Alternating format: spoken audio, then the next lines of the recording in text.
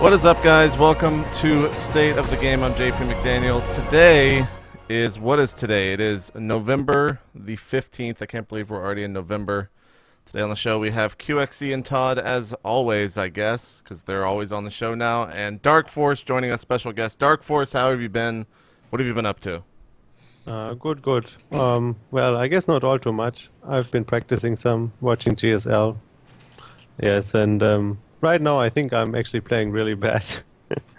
And so, yes, I've been watching quite a few VODs in the last days, and to just like get some new ideas and like to give up on my previous builds, I guess, and maybe to stop sucking.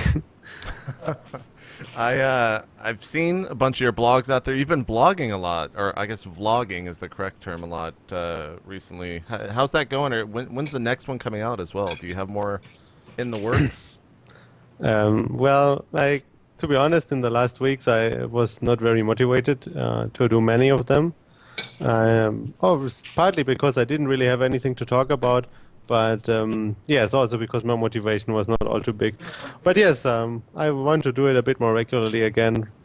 Someone asked me to do like a preview for the Iron Squid, and I might do that in the next days. And I might do another one about the WCS World Final. Yeah, but other than that, nothing is planned right now. Cool. Well, first of all, where can people check that stuff out? Is that on your YouTube or where? Yes, you can go to YouTube, and then I guess if you just search for Dark Force, you probably find it. But I can also check. I think it's youtube.com/sc2 Dark Force or something like that. Good. You didn't go with the I'm TV. not very good. No, I think I didn't. My username has the TV in it though. Oh, Dark Force! What the fuck, man? Is it Dark Force TV? I'm super bad with yes, Dark Force TV. Todd, Shame on you. Todd, what do you have to say about this?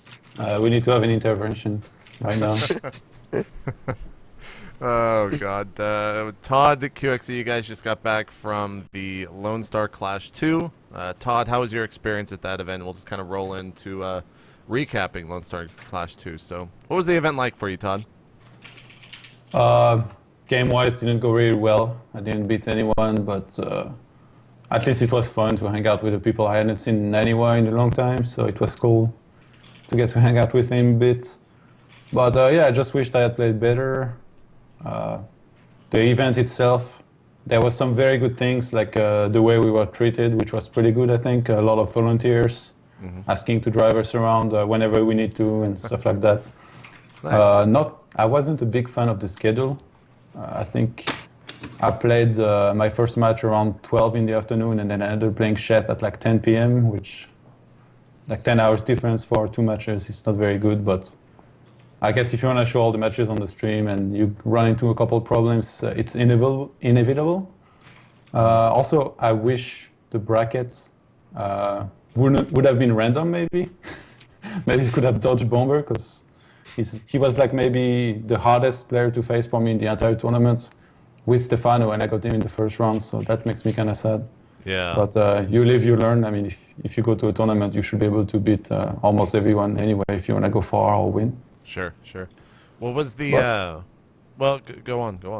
No, go ahead. What was the venue like? That was what I was most. Was it the same venue as? I guess were you there last for the first one? No, I wasn't. But I thought the venue was pretty cool. It was like in some kind of theater place, and they had like a room for the players, a separate room with like some. I think UXC will explain better, but like there's a separate room for everything, and it was pretty comfortable. We had our own PC right from the start until the end of the tournament, and so we could basically ladder a lot, which most of us did. Cool. QXC, what was your experience like? I had a good time. We left the night before. We drove there, and Sasquatch and Ghost of User and Trimaster were all there. Trimaster was driving, and the other two just came to watch the event. And it was fun. Gonzi was with us as well, who was obviously participating in the event. Is he staying at the Cole House full time yet? Yeah, he's not at his computer right now, but he sits right behind me. Okay. Is he still adjusting to the sleep schedule or something, or? I think it's a little bit better. He still wakes up pretty early though. Gotcha. What did you guys think about the rest of the event? Kind of how things ended up. Stefano again winning, Bomber against him in the finals, Crank taking third, Violet fourth. Any big surprises there, QXC? I don't know. I didn't expect Stefano to win, but Really? yeah. What was the reasoning behind that? Well, he doesn't play Terran. But he plays Zerg, man. Isn't that good enough reason? No. It's not. I don't know. I just always watch and follow the Terrans, so I hope that they do well. I would have liked to have seen Bomber win, but I actually missed a lot of the tournament because we left kind of midday on Sunday, so we didn't see like the last couple of rounds. So I only caught, I think, the last 2 or 3 games of the finals. Right. Did you happen to see the tournament, Dark Force? Right. I watched some games, but more like every now and then. So, I not much I can say, to be honest. Yeah, I'm actually in the same boat. I had a hard time getting, I guess, attached to the tournament. I don't know if that was just me and like just the fact that I can't watch that many tournaments anymore, or what it was. I felt like the production for it was pretty good. Lighting was probably the biggest issue they had, which I think a lot of people have already talked about. But Todd, what about you? Were you surprised at all by the matches in the finals and I guess the rest of the tournament? Not so much. I guess Crank did better than I would have expected him to do. He beat Naniwa and then he beat Violet. I wouldn't have rated him above them prior to the tournament, but I knew he could beat them, obviously, but I just didn't think he was the favorite in those matches. And No, maybe he wasn't. Yeah, maybe he just had a very good day. I'm not sure, but yeah, I really wish we could have seen Naniwa against Stefano. Obviously, a lot of people would have liked to see that. And yeah, about what you said, I think right now, since we have so much StarCraft showing on so many streams and just a lot of tournaments, a lot of people are getting very elitist, me included, and I just want to see the big matches, basically. I didn't watch many matches, even though I was at the actual tournaments. I just basically want to see Bomber play against the top players, Stefano against like the best players. Right. A few matches of Crank I was interested in, the matches of Naniwa, and then that's pretty much it. I didn't really want to watch the other players, maybe Baby Knight, but like I prefer to watch, for example, these matches in first person to try to learn some. And Baby Knight actually played really well this tournament. I think we should talk about this a little bit. He did beat DSTC and then Port, which is no easy feat. Yeah, absolutely. What did you think of QXC? Did you happen to catch any of Baby Knight's games or no? No, I didn't see them. I was playing when he was playing. Right. Like you said, he ended up taking STC out 2-0. Didn't even drop a map to him. Got kind of screwed by having to play the tournament winner right after that in winner's bracket, but dropping down. What was his? Did he play? Oh, he beat Sheth and then 2-0. Wow, he actually got really far. What were the matches like against Violet for him? Todd, were they close, or does 2-0 kind of tell the story? They were kind of close, and then in the big fights, he made a couple of mistakes, Baby Knight, but he definitely had a chance in those games. But yeah, I think Violet right now against Protoss is probably a level above most of the Protosses, and Baby Knight didn't seem to play. I think he would have had to play like really his A game, maybe even better than that, to be able to take down Violet. Or Violet would have had to mess up somewhere, but he didn't. He was very solid this tournament. And actually, I thought that this was very interesting as well. Violet first beat Bomber the first time they met. And he was looking very good, but then from there it went really bad for him. I think he lost to Crank, and then he lost to Bomber in the loser brackets. So the first time he won 2-0, and then he lost 0-2.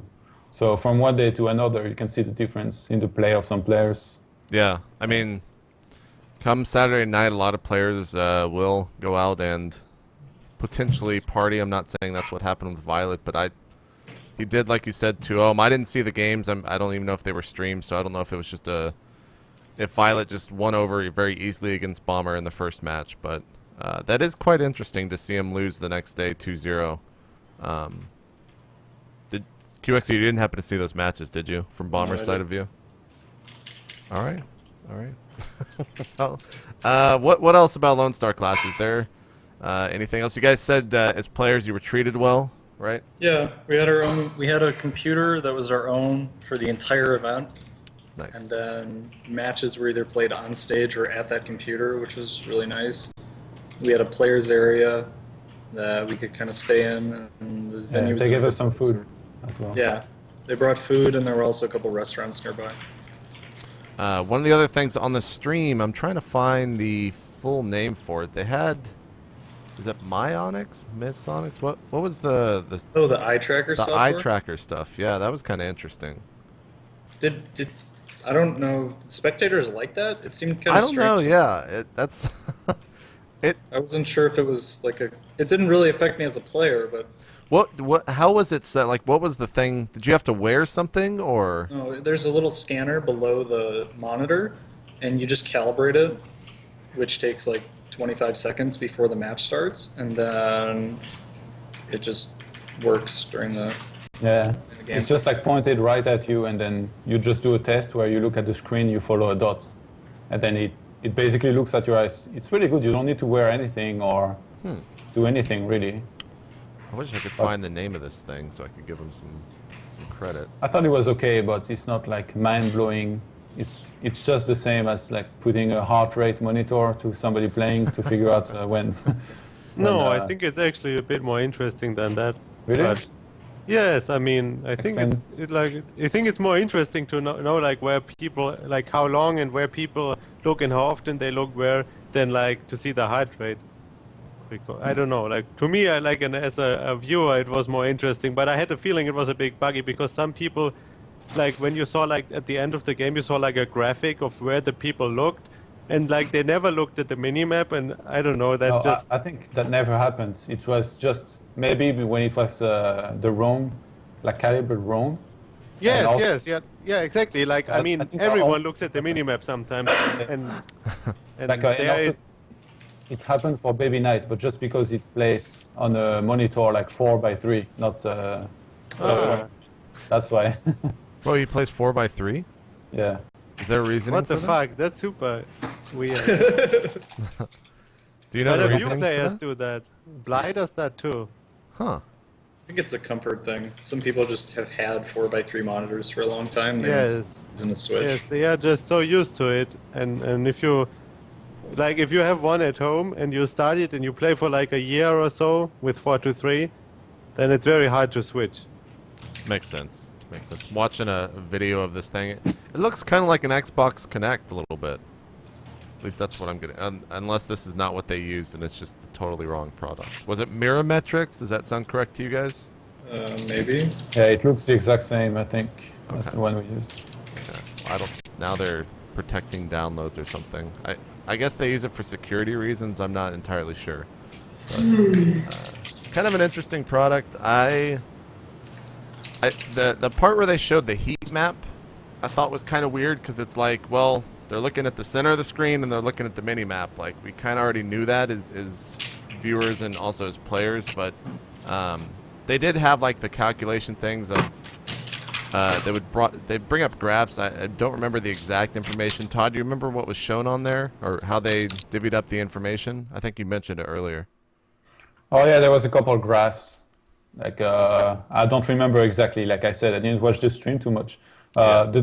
For me, the most interesting part about this was when they showed the in-ice the first-person view of players playing and where they were looking at the screen while playing. That was pretty cool. I don't know if you saw that. Yeah. Yeah, they showed the first-person view, and then you had like this ring moving around where the players were looking exactly visually. The first time that happened, I was confused as shit. I was like, why did the cursor just, what is going on? And then I saw like the sponsor. I had the same. I was like, why is the cursor a big ring? Yeah. So that was definitely cool. I guess like real first person would probably just kind of one up that, but it was definitely a cool effect. I think overall it was a good event. Congratulations to Stefano for winning. He seemed pretty emotional, far more than I think I've seen in a while from Stefano for winning that. Do you guys think that was kind of a big a hurdle for him since all the recent drama coming from Camp Stefano to win that tournament? Yeah, I think it was, especially after ESWC, where I talked to him a little bit before that event, just asking if he was going to MLG, and he's like, no way, I'm going to my tournament. I'm going to win easy money. He went to Paris, he went home, and he didn't win. Yeah. And then to go to Lonestar and take that tournament, I think was pretty significant for him. Well, what is the next? He's playing. I guess he's over in China, isn't he? He's going to be playing at the BWC finals or BWS. So. Yeah, in the group of death. Yeah, which we will get to in due time. I know that is the scheduled next thing, but I forgot to bring up at the top of the show that Dreamhack, ESL, and Major League Gaming have now partnered to quote-unquote unify and elevate esports globally, which I interpreted as fuck IPL, NASL, and all the other leagues because they don't want to be. How does that? I don't know. Did they like bully them out of it, or because IPL was there at Valencia where a lot of this I think occurred. Maybe it occurred earlier, but what is this going to hurt these other leagues that aren't a part of this? I think it's too early to say because we don't even know what the league is going to end up doing or why some of these other leagues didn't decide to join in. Obviously, it has the potential to do that, but... What do you think? Well, I think the reason why others didn't join is probably because there would have been too much overlap and like too much competition. For example, Dreamhack, they are active in the Nordic European countries, Spain and what was it, Romania so far? Yeah, Romania. And ESL is more like Germany, Ukraine, then they hold events in Asia sometimes, and I guess sometimes South America. So, and then, well, there's MLG for America. So they don't really have so much overlap on where they hold their events and for what, like, target audience it is. Well, I guess like that, yes, but like the region of the event, but IPL and NASL are both like only for the US, so there's a lot of competition with MLG there. Yeah, I think Dark Horse puts a really intelligent perspective on it. That seems like a pretty reasonable way to interpret it. By the way, there's some kind of echo. No, I think that's his roommate talking. Yeah. Is your mic picking up everything in the room, or is your webcam set up? Is your mic in Skype right now? I think it's my webcam mic, because my headset mic wasn't working. Ah. I can You should try look and into see. that. Yeah. Because anytime they talk, they actually are louder than you, which makes Yeah, no that sense. I guess that was what I meant then. Yeah. Well, QXE's figuring that out. Todd, what did you think of the announcement, I guess? I just read briefly about it. And at first I was really worried that this might be bad just because I'm not a big fan of ranking system. I feel like it benefits mostly the players that play every tournament. So that in my experience, it was the MLG ranking that I thought was not the greatest, where some players that were really high in it would have a very hard time dropping out. And then as a player who wasn't part of the high spots of the ranking, it was very hard to make it into those potential pool play or something. But I guess ultimately, having some kind of big federation for StarCraft where everything is linked, just like FIFA with football, soccer, I mean, I think it would be very good because there will be so much structure to it and very tight rules. You will always know what you're in for. And also, we haven't seen many Europeans going to MLG. Imagine if they start exchanging players from one tour to another. Yeah. We might finally see a lot of Europeans finally going to MLG, and I think that would be very good because, in my opinion, Europeans in StarCraft are pretty good after the Koreans. So. Well, you wanna also say Better something? than the Americans, right? Yeah, that's what I'm trying to say basically. look, QXE gets up, he can't hear you guys, and you immediately just talk shit. What's going on? Why are you doing this? He can't defend himself right now, so He it's can't. all Yeah, good. he dropped from the call. He's like, "Fucking Europeans, God, fucking damn it." The other thing that I thought you hit on European players attending MLG. Also, Kespa players will probably be. Didn't like MLG have the reins on them, so to speak, and now they can attend, I guess, Dreamhack and ESL as well. We'll start seeing them in some of these other tournaments. So. Well, who knows? I mean, just because Yeah. they make... I mean, the announcement, it says they will have a calendar together. To me, that means as much as there won't be event overlaps, so that Right. isn't all too much. Then there's a ranking, so they want to do like a seeding together. And I don't know. like all the other things are a bit like development of a unified competition structure. That could be just like, oh, we have the same map pool, and then the last thing is like a bit of blah blah. So I don't know. Like to me, that doesn't mean all too much, and so I wouldn't like overvalue the whole thing. What if it means that extended series will now be in ESL and DreamHack? Think about that. But I certainly hope it won't show up in the ESL. And DreamHack, I personally don't care all too much about. So I don't care whether they have extended series, but yeah, I hope they won't put it in the ESL. Yeah, I don't know. I've I guess known about this or known that this was going to happen. I think everyone else kind of did think that this was going to occur. But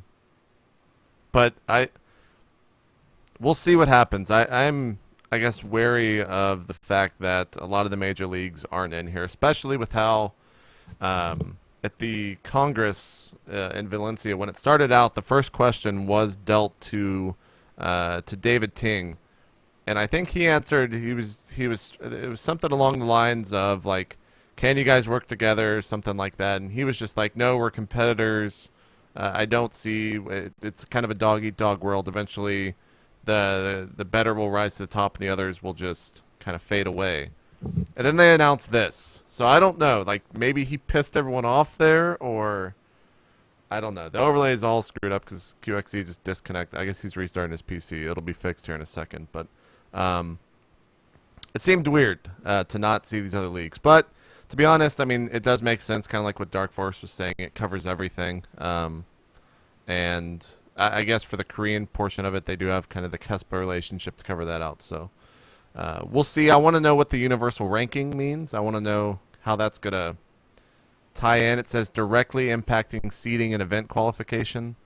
Who gets the grand final then? Is that a Blizzard event, or how is that going to work? No, I really don't think that the Blizzard event will have anything to do with that, because Blizzard does not want things like previous seedings to affect that. They want to like start things off like really from the bottom, where everyone can play the qualifier, and like there's no like pre-made disadvantages, like because you don't go to MLGs that often, things like that. So I really don't think that will have anything to do with the Blizzard.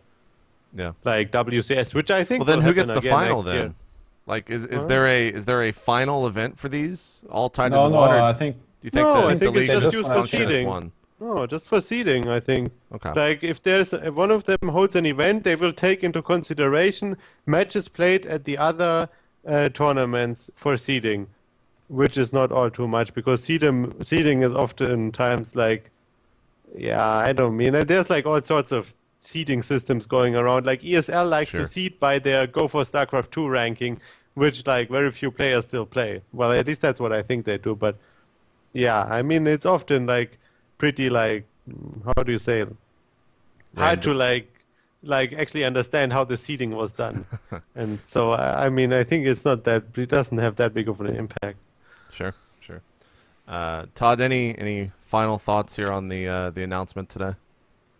Oh yeah, like I said before, I was a bit worried at first, but then the more I try to read into it, the better I think it might be. But they weren't very precise about what exactly is going to happen with all this, so we're gonna have to wait and see. But this might end up being a very good thing.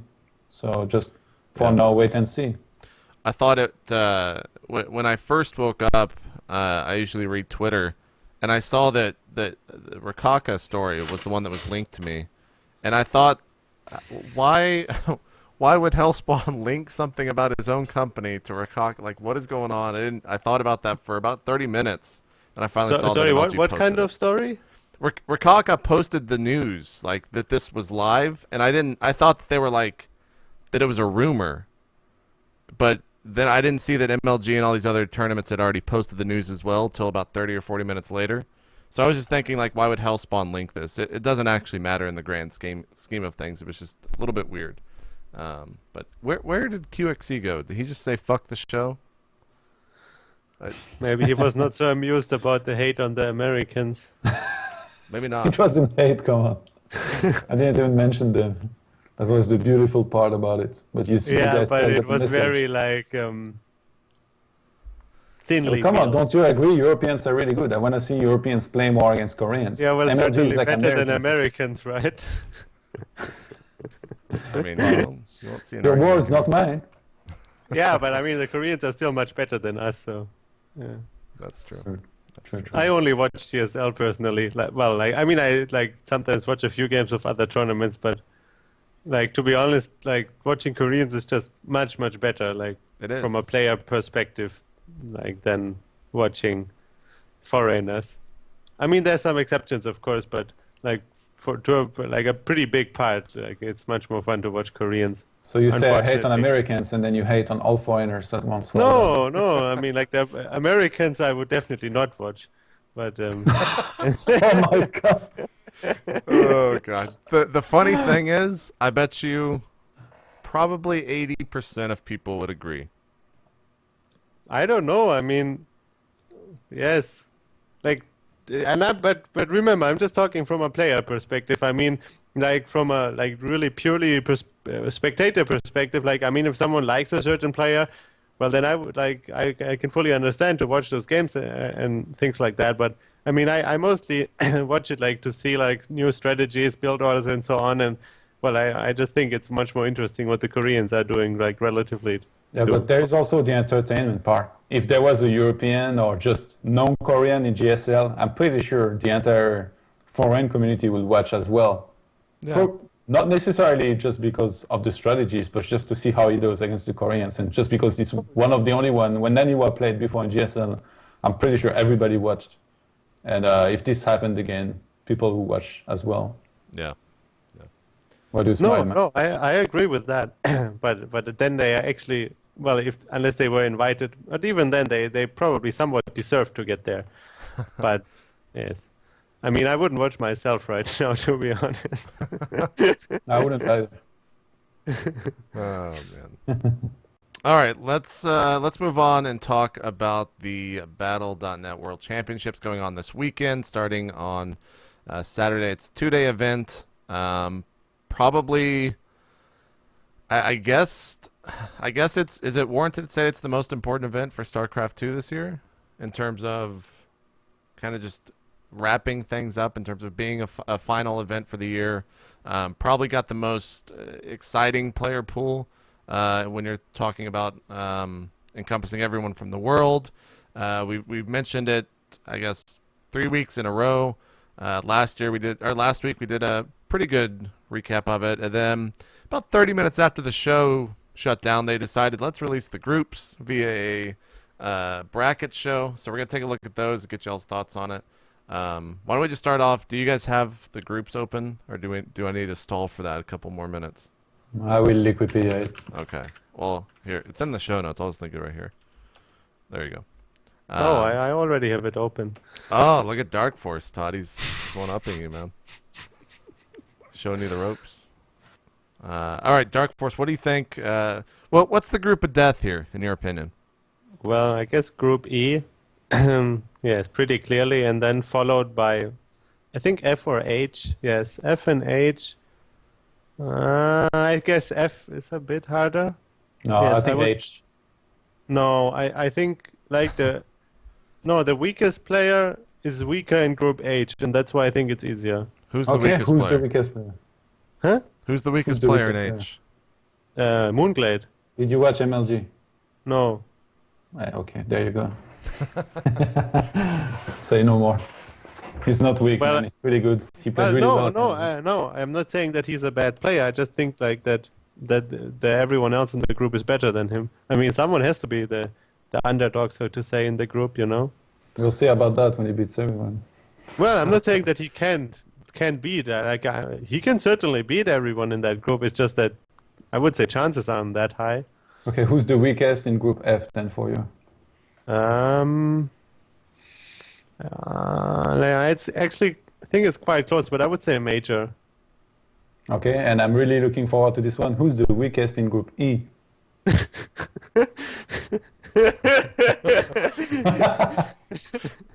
I'm glad we got to hear the Dark Horse stuff. Is that some kind of troll question? Oh man, you gonna give an answer, Dark Force? We're just gonna laugh about it. Yeah, I mean, I've been hating enough on the Americans, so I will not say more than that. The only American in the group, then, I think, is what Dark Force is hinting at. Do you agree? Who was your group of death? You said H, Todd? Group H? Yeah. Just because it had No, three no, no. Zergs? I mean, is that what's- the second group of this, I guess the first one would be E. Yeah. Everybody would agree on that, I think. And then H, I guess. Sure. The rest of the groups, pretty interesting, I guess. Group B, what is with Zergs getting entire group? It happened in GSL last night, and now once again, Group B has Vortex Vibe, Calm, the Chinese player, and Suppy. Does that group scare you, Todd? Is that what you're? Yeah, I think some tournaments might want to get rid of some Zergs just because they don't want to have a lot of ZVZs later on. But this was random drawing, so it's just Sure. like pure luck or unluck, depending for who. Who do you think got screwed the hardest? I think Idra. He was so pissed when he saw that he was Group E. Would you agree? That's the worst group for him to be in. No, Idra is not in Group B. No, E. He's in with Yeah. Stefano here, Idra, and Roro. Yeah. Yeah, but the question is like, how do you define get screwed? Is it like that Yeah. you get a group that like should the player according to his skill get an easier group? Then I would not say it's Idra. I would say, for example, There who we got go. screwed? Stefano, Hero, and Roro got screwed because one of them will go out in group stage. It's true. I mean, like I like it. Like three players of that strength should not be in the same group, in my opinion. And I also, I guess to a lesser extent, Group F, Curious, Hero, Tide, and Major. Like I think that group is also overly stacked, so it's also unfair to like the better players in that group. I would not say that Idra got screwed that hard, to be honest. You think is Stefano's ZVZ good enough to secure him a ticket out of Group B? Do you guys think so? Or is Hero's PVZ bad enough that he's just automatically eliminated from that group? What do you guys think? No, I mean, I think that Stefano is favorite against Hero, but not much more than like 60%. Okay. And I think Roro is less. I think Roro might be a bit of a favorite against Hero. I'm not sure about that. And well, Idra is obviously quite an underdog. Yeah. So, Yeah. yes, I think the favorites to get out are Stefano and Roro. Mm-hmm. But still, I think that Hero has a pretty good shot, and I guess Idra doesn't. The thing about Hero is that he used to be so good against Zerg, and he was very innovative with all those War Prism play and very late game macro. But now a lot of people have learned to play against this, so it's not as new, and a lot of Zergs know how to counter his style, or at least play better against it, put some spines around their Greater Spire, etc., all these small details. And I think Hero started losing a lot in micro games, so he started switching to 2-base all-ins, which he wasn't as comfortable with. For example, the 2-base Immortal, which we saw him play and not do too well in, for example, the GSL, which he lost with, I think, at least 2 times. But he's had a lot of time to practice for this. I'm sure he realizes this is a very important tournament. And he has 3 Zergs in his group. That's only one matchup to practice for. So I'm expecting him to basically only be practicing against Zerg right now, and I'm really looking forward to see what he comes up with and what he does. And about Stefano, I don't know about Stefano's DVZ at all, but I would say that just Stefano as a person and a player, of course, he has a pretty good chance to make it out of his group if he's on his A game, which he usually is. Sure. How do you think Huck and Grubby fare in Group C against Killer and Sin? One of them should make it out of that group, right? I'm not sure really. I don't know how much Shen practices. If he's practicing at least decently, I think he should be able to beat everyone in this group. But then again, Huck and Grubby are quite wild cards. I know Grubby takes this tournament very seriously as well. He practiced a lot. He also traveled around and casted a couple of those WCS qualifiers. So he was able to see a lot of how the players play. And he probably got a lot of good ideas on how to play Protoss against Zerg out of those as well. So it's it's very open. I feel this group. Anybody could advance. Killer as well. Huck. I want to see. I think that Oh, go ahead, I think Dark Horse. that Killer has like by far the smallest chances. Sen Yeah. is very hard to say like where he is at right now because he is. I just checked TLPD and the last game is from end of June, like the last official game that is recorded internationally, and so yes, like we don't really know like how he has been practicing, how his shape is, and so on. But like looking at like the Sen that I know. So to say, I would say that he's the favorite in the group, and then as a second place, I would actually put Grubby right now. I think And then- he kind of has like a hometown thing here, being in China. I mean, he's very Taiwanese. very insanely popular over there. In Yeah. China or in Taiwan? Do what? Both. And both, really. I mean from like I'm not really sure like how Chinese and Taiwanese like get along with each other because they sometimes like have like some political, how do you say, Things going on. quarrels. Yeah. But well that's why I was wondering like Yeah. not that I know anything in specific about it, but like not necessarily that the Chinese like him that much. We'll see. I wonder if he will kind of pull from that at all. I don't know. The rest of the groups seem all right. Group A, I think parting pretty easy win from there. Second place will be kind of up in the air. I would think that Zaka should get out of there over Phoenix and Illusion. When was the Yes. last time we saw Phoenix? I don't even. Long time been ago, a probably while. in the South America regional finals. Yeah, which he did win. He won them?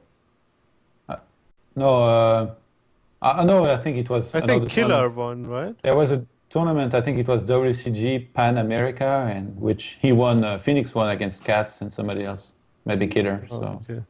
I think the I'm just checking the South America regionals. Yes, Killer won against Phoenix in the final.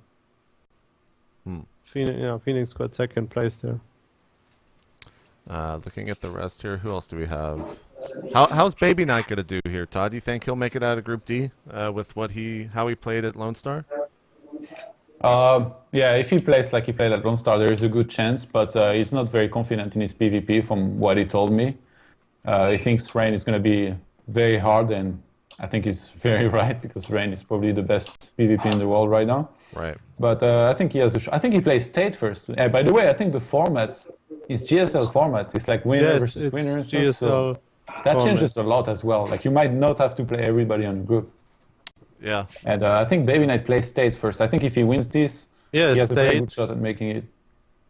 But even if he loses, I mean, then he plays Mafia, and then he probably plays State again. So he has another chance. I think Baby Yeah. Knight,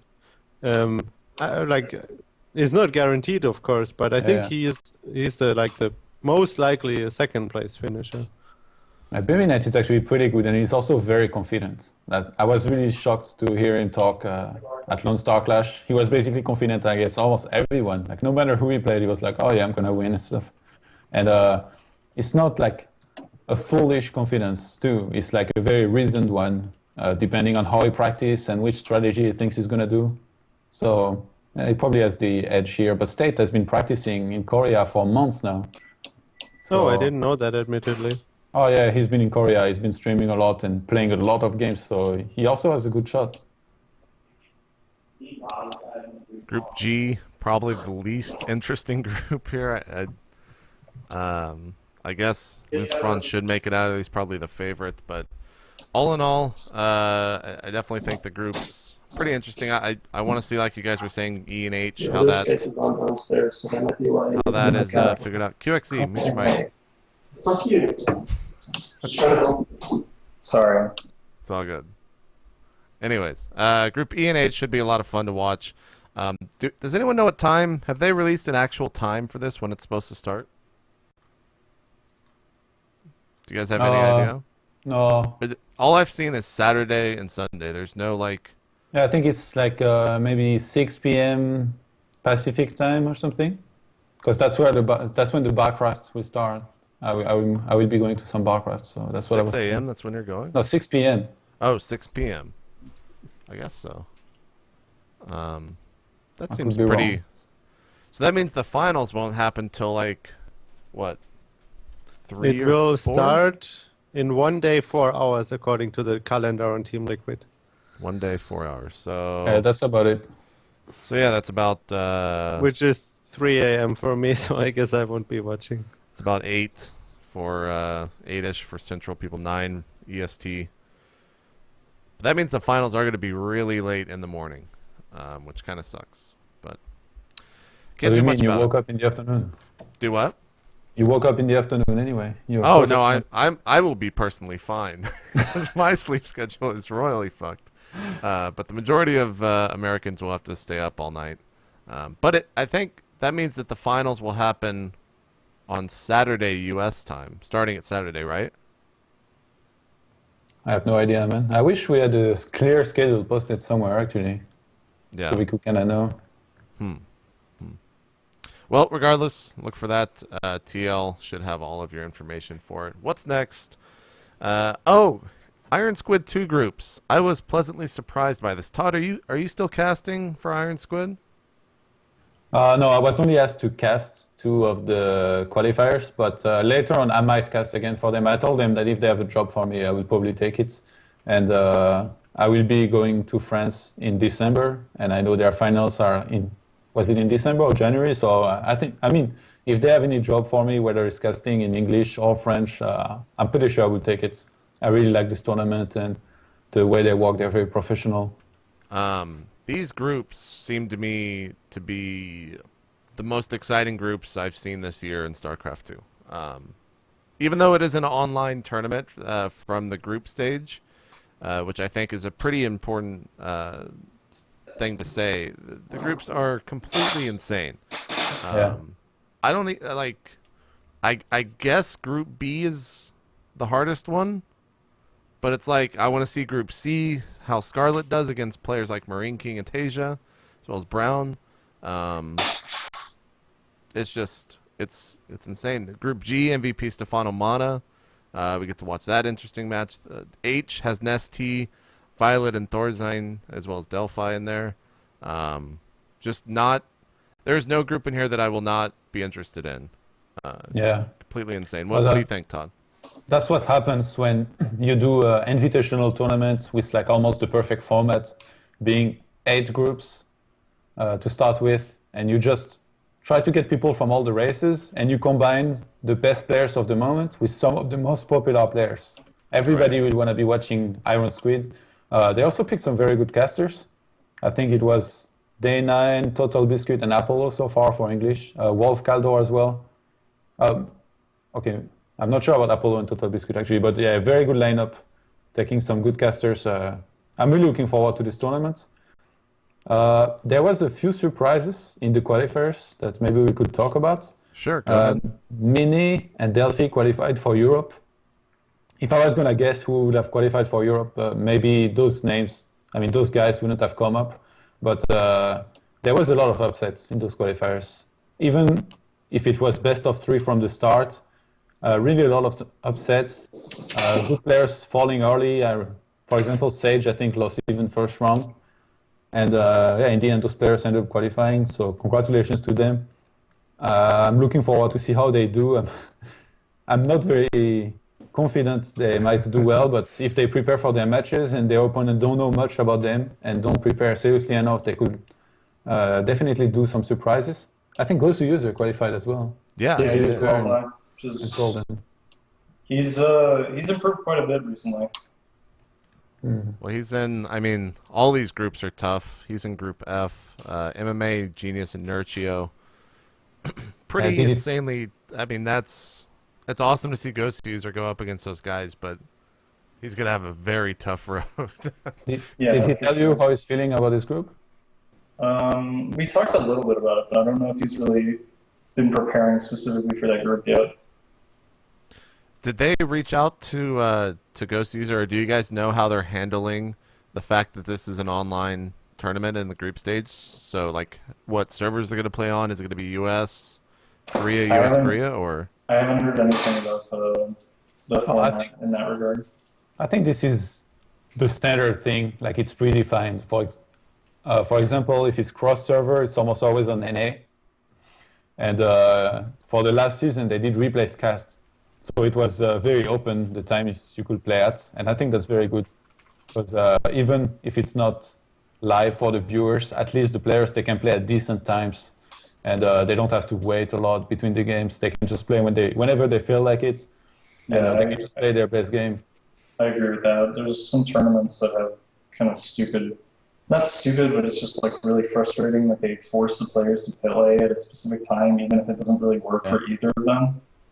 That's true. Dark Force, what do you think about these groups? Well, yeah, the groups are very interesting. I was also surprised about the Europeans qualifying, but actually, I think quite many of like the top European players actually didn't play in the qualifier. I definitely agree that there were quite some upsets, but I think like maybe some people also just missed it. I personally just, admittedly, just forgot about it. And but yeah, I'm very happy that MMA is in here, and I hope he does well after all the drama in Slayers. That's a good yeah. point. It's kind of interesting too to talk about MMA for a second. After that show match with EG, a lot of people thought he's going to join EG, but he hasn't joined EG yet. So what is, where is MMA at? Have you guys heard anything, kind of behind the scenes, or on where he plans on going? Well, from what I know is that he wants to decide between EG and Axiom. Right. And well, I guess because we haven't heard anything yet, he hasn't decided yet. That's my guess. I guess so. I don't know. I felt that was interesting. He's doing this right. I think he should just wait. There is no reason to rush for a team now, even if he misses on like a month's salary and a couple tournaments. Choosing a team is not an easy decision. I'm sure he has a couple offers, so I totally agree with him if he's taking his time just to pick a team. Yeah. Yeah, I think it's really important. It's probably, especially because most of the contracts you're signing are a year, and if you duck out of a contract early, it usually reflects poorly on you. And so it's really important that you really think about what's going to be the best for you in the long run. I guess an unknown source messaged me on Skype saying that rumors are Azubu and Acer right now. So they're probably just throwing for MMA. Yeah, and they both have money right now to throw at a player like that. So, well, Azubu certainly has money to throw around. I mean, they are sponsoring all sorts of things. I don't know. We'll see what happens in MMA. I apologize, Dark Force. I interrupted your original thought here to go off on that tangent. Do you remember? Do you want to keep going? I don't even remember what I was talking about, so just forget about it. Let's see. Oh man.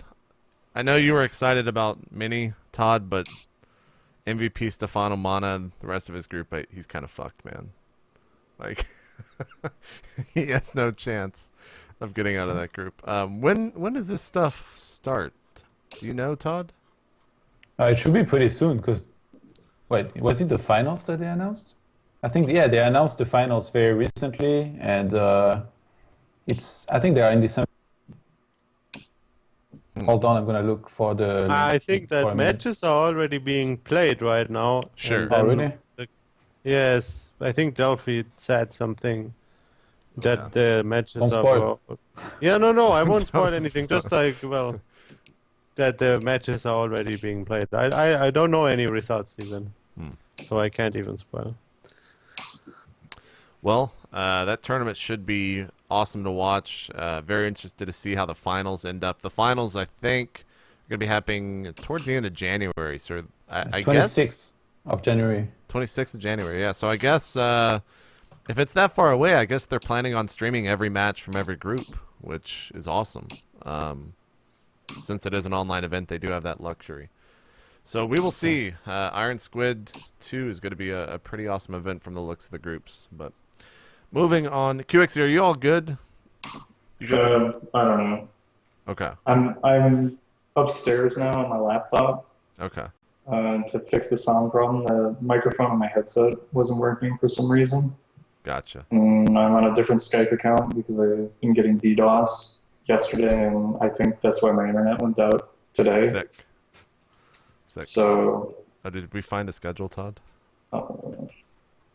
Yes.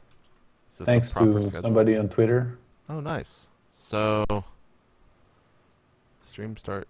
Oh, this isn't. Oh, wait, you can. Wow, Blizzard's thought of everything. You can click show my local time. So it starts at 8 p.m. for me, which means the finals. Yeah, the finals are going to be late. The finals start at 7 a.m. then, or something like that. Wait, is it a one-day tournament? It's a two-day tournament. So Yeah, so the finals will begin at 4 a.m. for us, QXC. I wish they would give some details about the casters, like, because I'm really curious how they're going to make this work, since there is so many casters. Well, there's 4 streams. There's four Four streams. Yeah. According to Oh, this okay. They schedule. want to stream all matches, like all So, matches will be streamed. yeah, this makes but- sense. I I thought they would do remember- like Dreamhack, play 2 groups at once only and have like two main streams, like when it starts getting late in the tournament. But yeah, 4 streams, it's pretty crazy. No, they probably have like on every stream a pair of 2 casters, Yeah, and then, well, they have 8 casters there or something, I guess, or even They have more 10. maybe. They've got 10. a lot. Okay, yeah. well then they can switch people out a bit so they can have a break now and then. Yeah. Yeah, Yep. I think that's pretty interesting because I remember people complaining at some of the other Blizzard events that like some really good matches weren't being casted. So I guess they're learning from that. I always love reading the World of Warcraft team names. Delirium Termins versus Team Rakat. Team Old Boy. I'm Just Being Honest. Yaz Presents. Bring It. Wow, LGIM has a team. I wonder who they're sponsoring. I have so no clue about World of Warcraft. Yeah, they're doing live. Man, they're doing a live raid. That's interesting. Anyways, I'll shut up about WoW. Yeah, I want to also see who is casting the grand final for this. I mean, that's a lot of casters over there. Like, is it automatically Tastosis or is it Day 9 Apollo? Like, who do you guys think will get the finals? I think Tastosis. I think so Uh, too. Or Day 9 plus someone.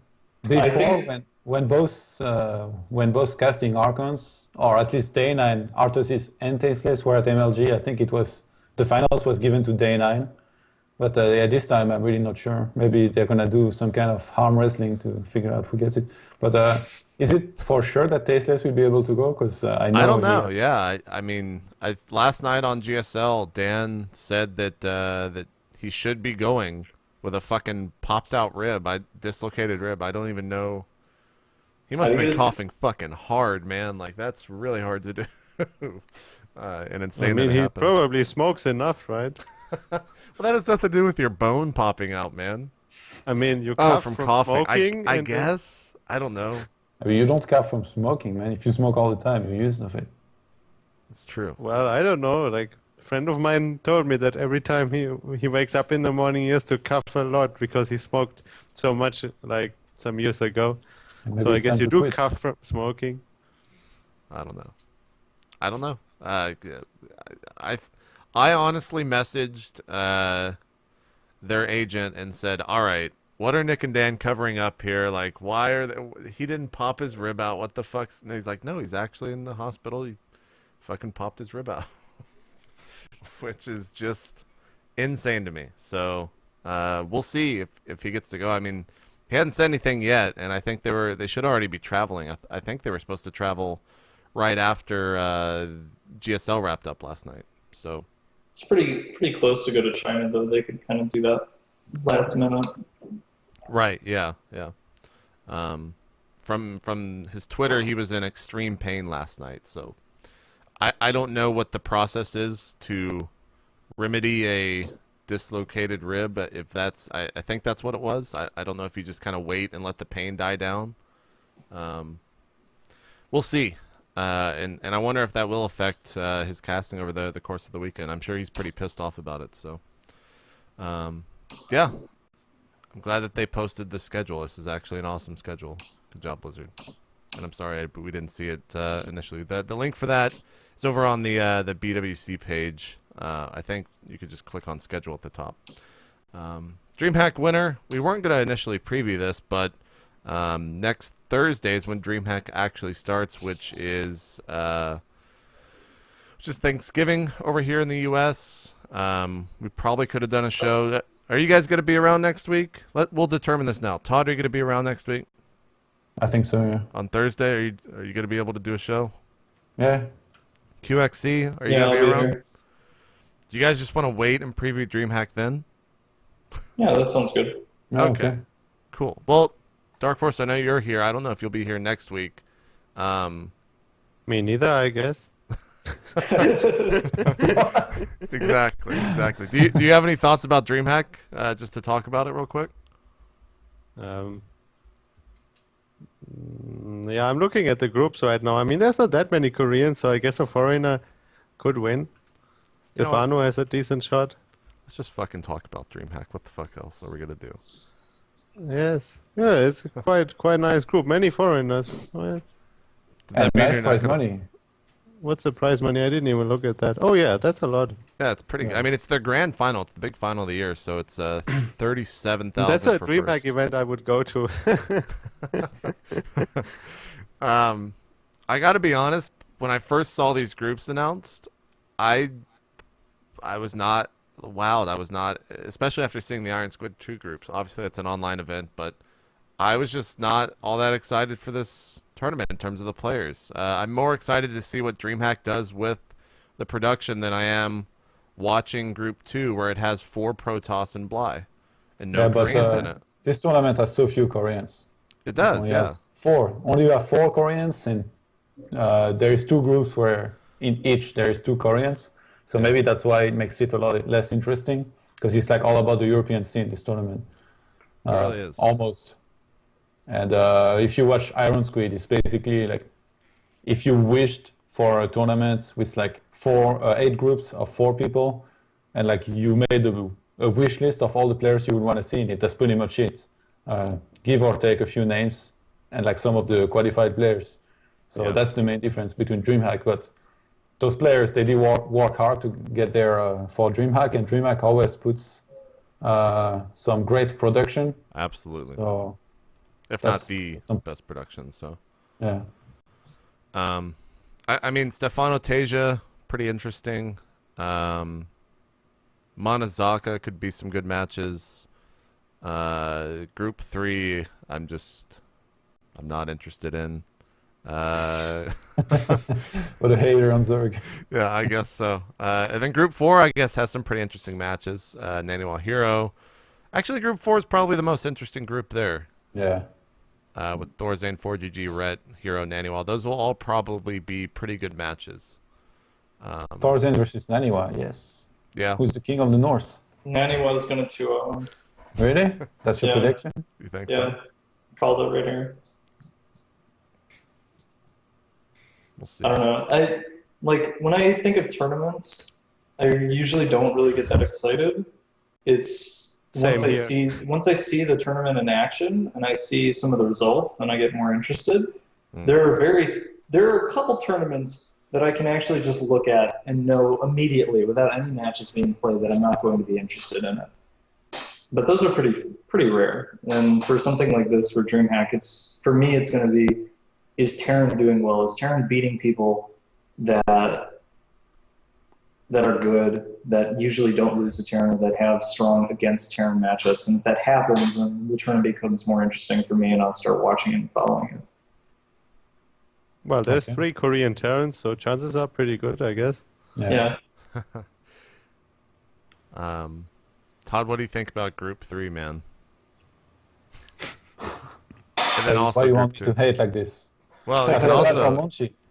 You feel I bad? know that Monchi hates Zerg, so he's probably really pissed. But on the Poor other guy. hand, I think he's also happy that he actually did get into the tournament, because he replaced Monster. Like, he was not initially qualified. I think he wanted Oh. to go there for the open bracket, and then I guess Monster did not get his flight paid or whatever, and that's why he doesn't go. Yeah, Monchi, Otherwise, actually, we would. Yeah, He's go not- ahead. he's not very famous, but he did win the one tournament that was in Korea, you know? IESF. Yeah. But it No, was, he's a good player. well, I mean, in Europe, we know about him, but ask anybody outside of Europe who Monchi is, any Korean or American, I don't think they will know. Yeah, So it's in probably the world scene, Like JP, do you know who Monchi is? I know of him because Mr. Bitter in Rotterdam, I believe, hyped him up at a DreamHack event. I think. Yeah, they do a good job with Yeah. hyping some of the Europeans up sometimes. Yeah. But yeah, I think in this general scene of StarCraft 2, he's not as famous as he should be, just because I feel he's really good and he's done some pretty decent results in some tournaments. But those tournaments don't reach out as much as some of the other tournaments. So even if his achievements are pretty impressive to me, a lot of people might not have noticed him and those. But yeah, he's going to have a very hard road ahead of him with 4 Zergs in his group. If a 5th Zerg makes it into the group, it's going to be even funnier.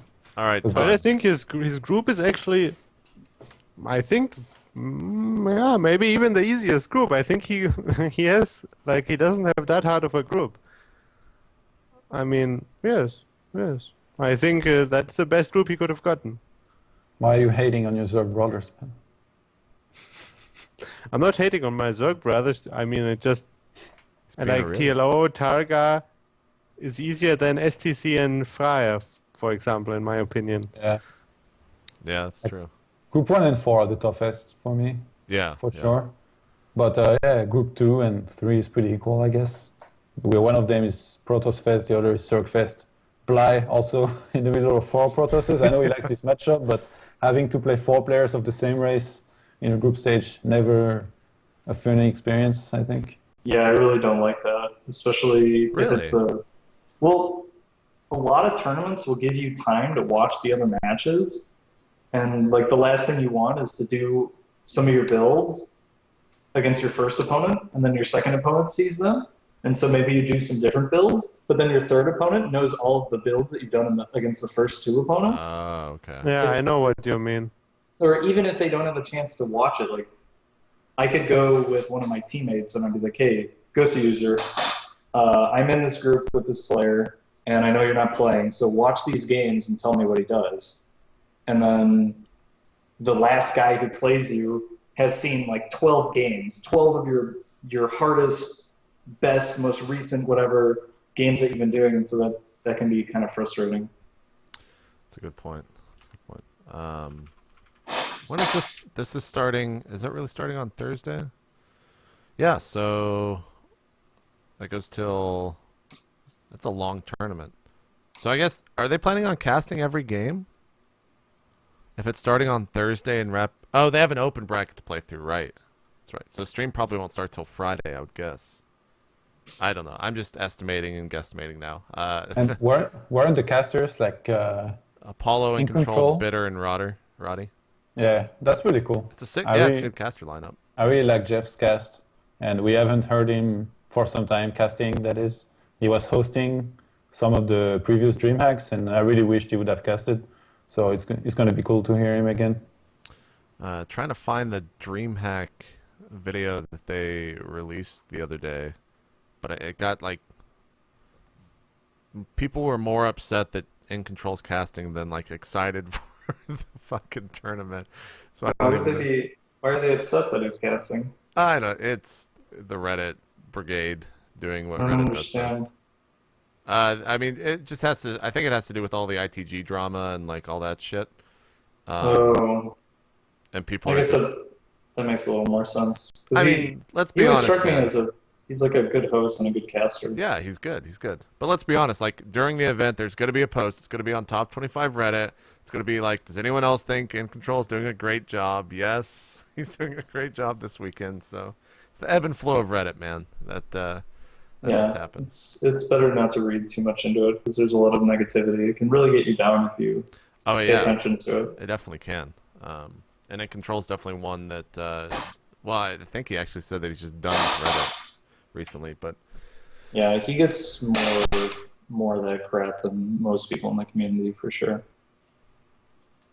Wolf, Todd, I thought Wolf was just going regardless. I don't think, is he going in place of Tasteless for WCS? Yeah.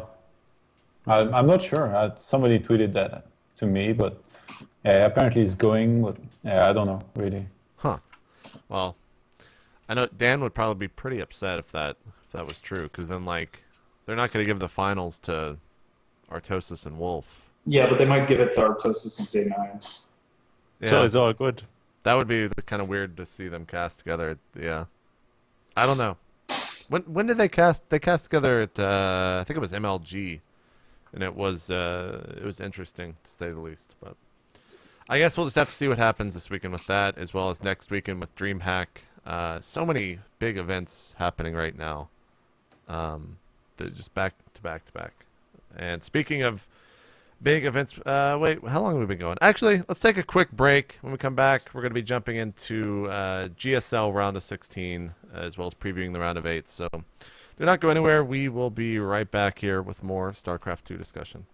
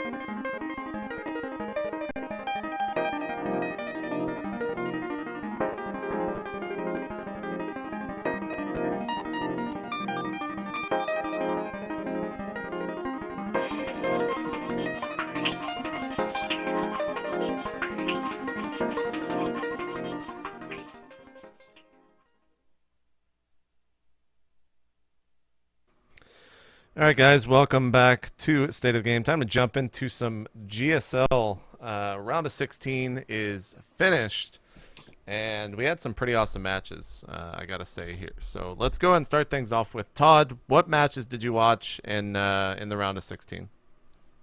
I watch the Protosses winning, usually, so that Group wasn't A. too many games as usual. Just Creator. And hey, it was pretty impressive. I knew that Don Gregu has struggles a little bit against Protoss, but still it's Don Gregu, so it's always hard to play against him. I was surprised that Creator came out first. I thought that even if he was gonna make it out of this difficult group, it would be a second, but no, he just beat Don Gregu 2-1 and improved 2-1 as well. So pretty impressive here. He plays Hyun in the round of 8. Well, it's been a nice tournament, he had a nice run and everything, but it's going to be almost impossible for him to beat Hyun, I think. Hyun right now is just way too good against Protoss. We saw him beat Parting with 5-1, I think, in the IPL Fight Club, so... Yeah. I don't know what you think, Dark Force, but... Yeah, I saw some of the games. I don't know, like it's... I mean, like in GSL, he has not been doing that good. Like this season is the first season that Hyun is doing really good, but in online tournaments, he has been consistently. Yeah, like, well, yes, I think he's like the best online tournament farmer, so to say. I mean, like he won like, I don't know, 10, 15K or something like that in like small online tournaments already, I think. Yeah, he plays in a lot of events. Yes. It's like you're not even playing in the tournament unless you have to play against Hyun. Because it's obviously not very important if he's not in it, because he plays in like almost everything. Yeah, but to be honest, I think I would give like Creator still like, I don't know, 40% or so. I think he's not that big of an underdog against Hyun.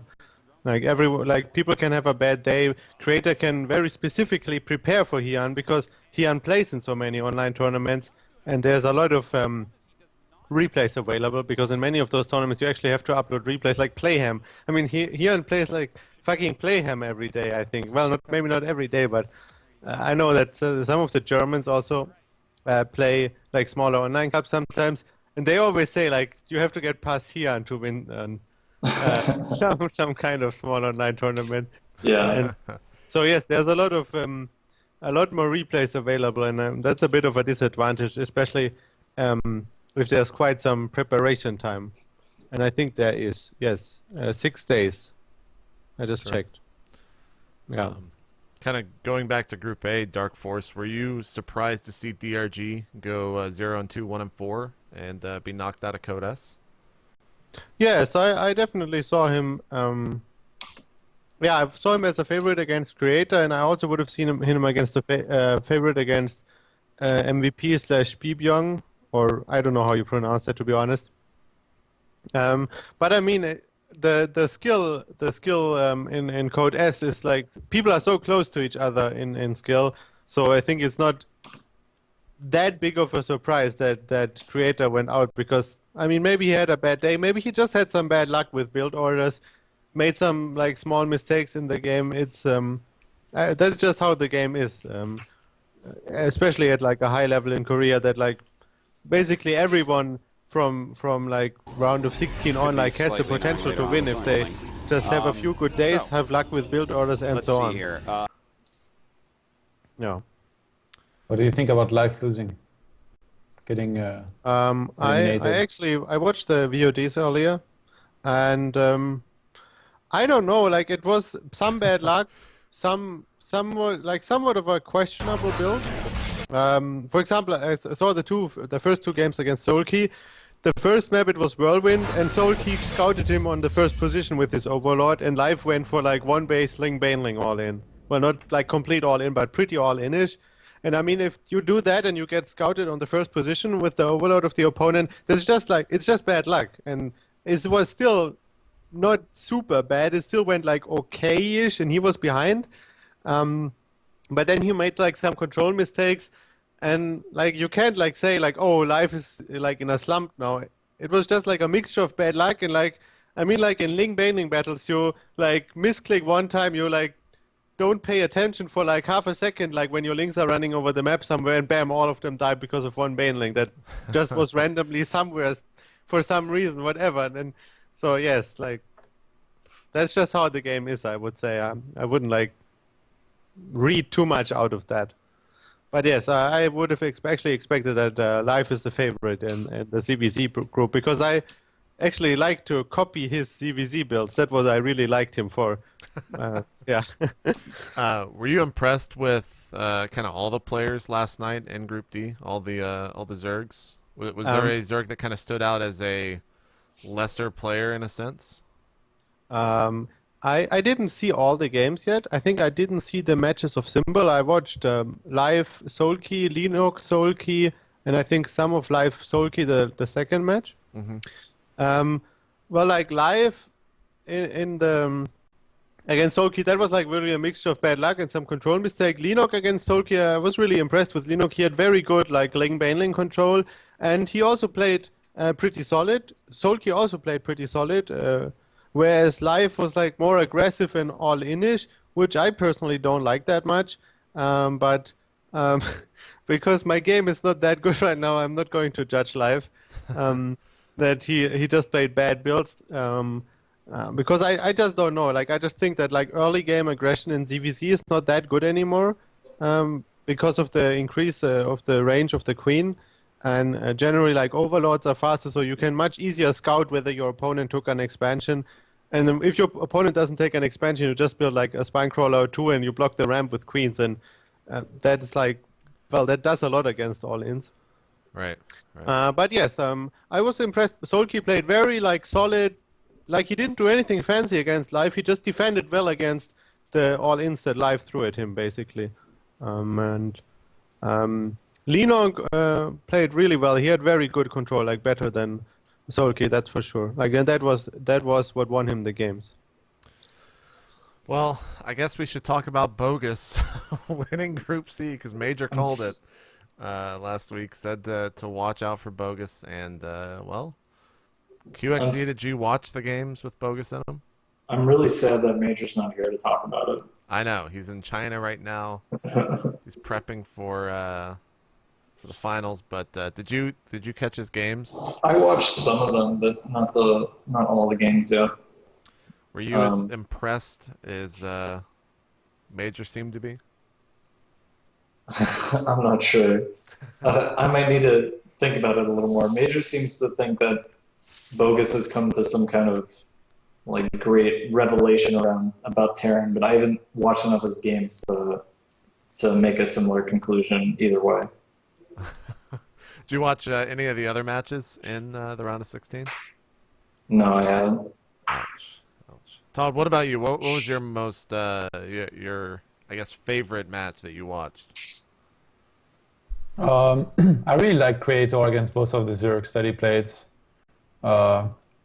At some point, it looked pretty bad. I think it was against Curious, where maybe he lost the first game, and like in a really bad fashion. I was like, oh my god, like this is it.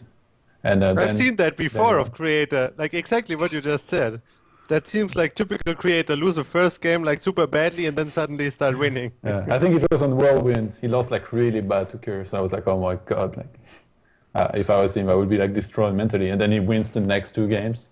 So it was pretty cool to see that. But yeah, I'm actually curious. What do you guys make for prediction for the semifinals here? Like, because the bracket is up. Yeah. So. Creator, Hyun, Bogus, Soulkey, Marine King, Ryung, and then Linux Sniper. So who wins those matches? I guess Terran always wins. Terran always wins. I'm gonna go with Hyun, Bogus, Ryung, Linux. I would switch Ryung and Marine King. I think Marine King is the favorite against Ryung. And other than that, I agree. Yeah, Hyun, Bogus, Marine King, Linux. I will go with Hyun, Soulkey, Marine King, Linux. I think Linux is pretty much... Everyone will always pick him over Sniper. Marine King Ryung should be, I think, the second most interesting match, with Creator Hyun probably being... You think that's probably the best match, right? Creator Hyun? Yeah. Yeah, for me, yeah. I think Bogus Soulkey would be the best match. Really? Yeah, me too, because I like, for the view-wise, my god. Because it's TVZ. I think it's just the most interesting matchup to watch. And I was thinking more of as like Bogus's Soulkey we've kind of seen in the Kespa, so we know, and some other stuff, so we've kind of seen him do some good things, but Bogus is really coming out of nowhere. So I think it would be really interesting for the viewers. It's like, it's kind of like what Life did last GSL season. Like, just show up in Code S and start beating everyone. It'll be interesting to see if Bogus can keep his run going. Well, regardless, should be. I think the semifinals are played in Vegas, right? So they're done after the quarterfinals. Yeah, the semis and the finals. Okay.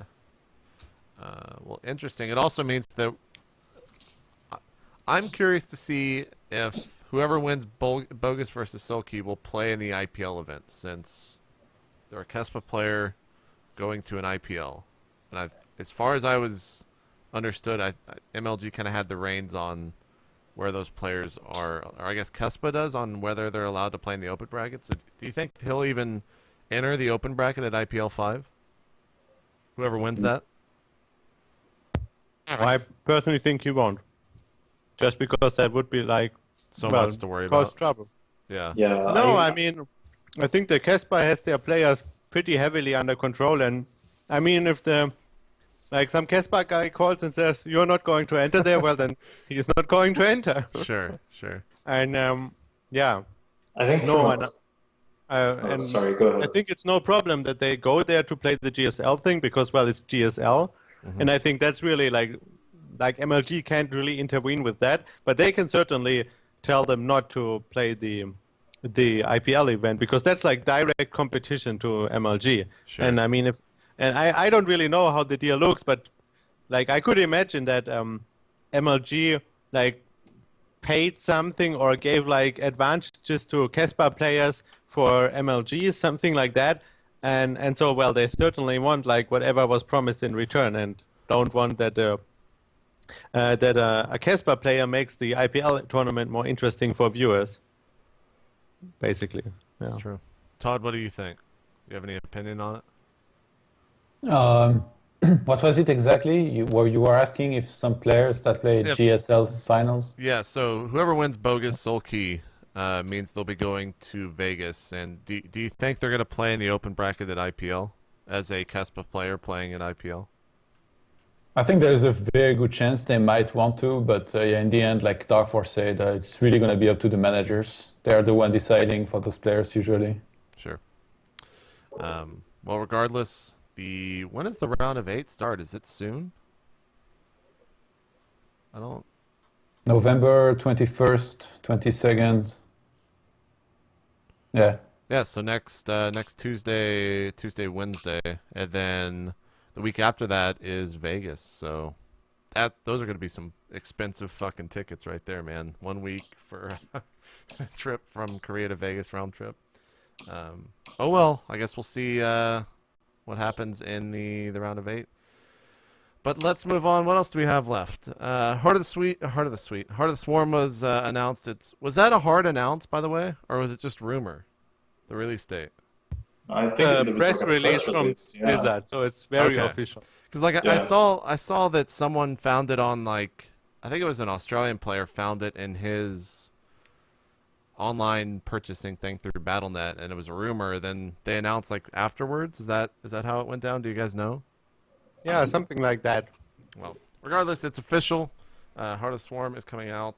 Should be. Is it too soon? Do you think it's long enough away from now that it'll be quote unquote balanced, or as close to balanced as you can be? Yeah, I think we have plenty It's of time. okay. I also think it's okay. I mean, it won't be balanced because, like, if we look back, how was Wings of Liberty after release? I mean, if we look back, it was what? It was a really good and well-balanced game. I really liked how Reapers worked. Yes, me too, Wings of man. It was Liberty. so much fun to play against Reapers on Kulas Ravine. I mean, yes. I mean, if I were a Terran player, I would be super happy with Wings of Liberty launch too. I mean, I would want another launch like that in Heart of the Swarm. I mean, that would be like the best thing ever. Between Reapers, Blue Flame, Snipe. Yeah, Blue Flame was not the worst. Like, there were bigger worries than that. I mostly agree with Dark Force. Is no matter how much internal testing they do, it's really going to pale in comparison to what happens when the scene is actually playing it at large for tournaments. That's when all the crazy stuff comes out. Like, you can mess around in the beta all you want, but until there's $10,000 or $20,000 on the line, the real builds aren't going to come out. there's just not enough motivation. Yes, and also there's not enough time. It's not just motivation, it's also like the amount of time. Like, I mean, if you think about it, like there were times like when Reapers were nerfed, like Terrans were whining horribly, like that Zerg would now be unbeatable in the late game. Then suddenly they found out that Ghosts are actually pretty good in the late game, and then Ghosts got nerfed and so on. Like, I really think it's just like, it just takes a lot of time, like to develop all those strategies and like find certain weaknesses. And so it's good that they take their time to like have the beta running, so it's not like completely retarded and like every idiot. I don't know. I heard that spider mines were actually quite good nowadays. But yes, like in the end, it's good to like do some like beta testing, but you can't balance it like that, and it will need like continuous balancing. Yeah. Todd, your thoughts? I'm not sure. I mean, for the beta, I thought it was a very good idea that they will try to take feedback from the community and everything, but just they've been changing everything every week. So I really don't understand how they will go about try to balance the game as much as possible before it's released. And most people would probably say, well, it was just a beta right now that we played, and then when the game comes out, it doesn't have to be balanced. But I feel like it really has to be as balanced as possible. They're still gonna have time to fix it all the time and try to test some stuff as well. But there's gonna be a lot of tournaments and a lot of players. They do this professionally. So for us, it can be very, very annoying if it's unfair and yeah, like there's money on the line and everything. So I really don't know. Like, I'm actually very curious as to how they will go about patching the game and trying to balance it. So much has changed since the start of the beta. I actually like the beta a lot better in the start than what it has become recently. I don't know. I honestly, I played the beta for 2 or 3 days, and then I stopped, and I've never touched it since then, which was like partly because of the lag. Like, it really was very laggy for me, and it's just no fun to play with so much lag. And also, like the maps are weird, and like, well, balance-wise, it was the pretty. maps are ridiculous. Yeah, but it's getting better. Did you see the new map pool? No, I only look at the patch notes whenever they come out. Yeah. And I will play it again, like when it's closer to release. But right now, I don't know. Like, I'm not all too convinced, admittedly. You should patch the game and go check out the new UI and also the new map pool. I think this is going the right way, definitely. Yes. No. I saw the new interface and things like that. No, that looks very good. But yeah, I might play it again now. But from what I heard, I know that some of the other Germans, like I'm in a Skype chat with them, and so I always read like when they whine about certain things, and like right now it doesn't seem all too great. So yeah, I will wait a bit more. We'll see when the game ships then, and I'm sure from now till then there will be the game will be completely different. So we'll just have to kind of wait. I think someone tweeted me saying it releases just after IEM CBIT is done. No other league should have an ongoing season, which I guess is true. MLG should start by then, I would think. MLG starts around March, I think. Well, historically. March or April. Yeah. Are they going to start earlier next year? I would hope that they do. I don't know. It seems like I think MLG is in a place now where they could probably start earlier, especially with kind of if they're going to go the same route with their 4 distinct seasons like they did this past year. But as far as all the other tournaments, I guess when did Dreamhack start last year? They didn't start till summer, right? I'm not sure. Well, they had the Valencia Invitational and then Dreamhack Summer and Winter, where there's the actual Dreamhack. I mean, Dreamhack has like different types of events. Like Sure. on one side, they have like those invite tournaments. Well, not invite like that. You can like register for it and so on. But like, well, you know what I mean. Yeah. And then they have like the LAN parties with a tournament additional. Right. And I think like that they really have like those esport only events. I think that only started this year. Okay. And well, last year I think there was like that the Dreamhack Valencia thing that had like 8-player invitational, but that was like the only like esport only event Dreamhack held. I'm not sure whether I'm right on that, but I think I am. Well, we'll see what leagues are going. That'll be a big transition for sure when tournaments switch over. So hopefully no one's in the middle of the season or anything like that. But the last Oh thing, yeah, that'll be kind of strange. I wonder how long it'll take after release for major tournaments to actually switch to early tomorrow. I think everyone will switch immediately because that's what the viewers want to see. Yeah, you're right. I think they will, like, even if it's in the middle of the season, like, they won't care. Like, they will switch immediately. Well, and yeah. The other thing is now everyone knows when it's going to be released. Yeah, so they can plan accordingly. Yeah, I agree with that. I think you're right. sorry, me and Todd are talking in the chat. Team Liquid just released their WCS preview, and as always, Wax Angel, very, very good preview, so go check that out.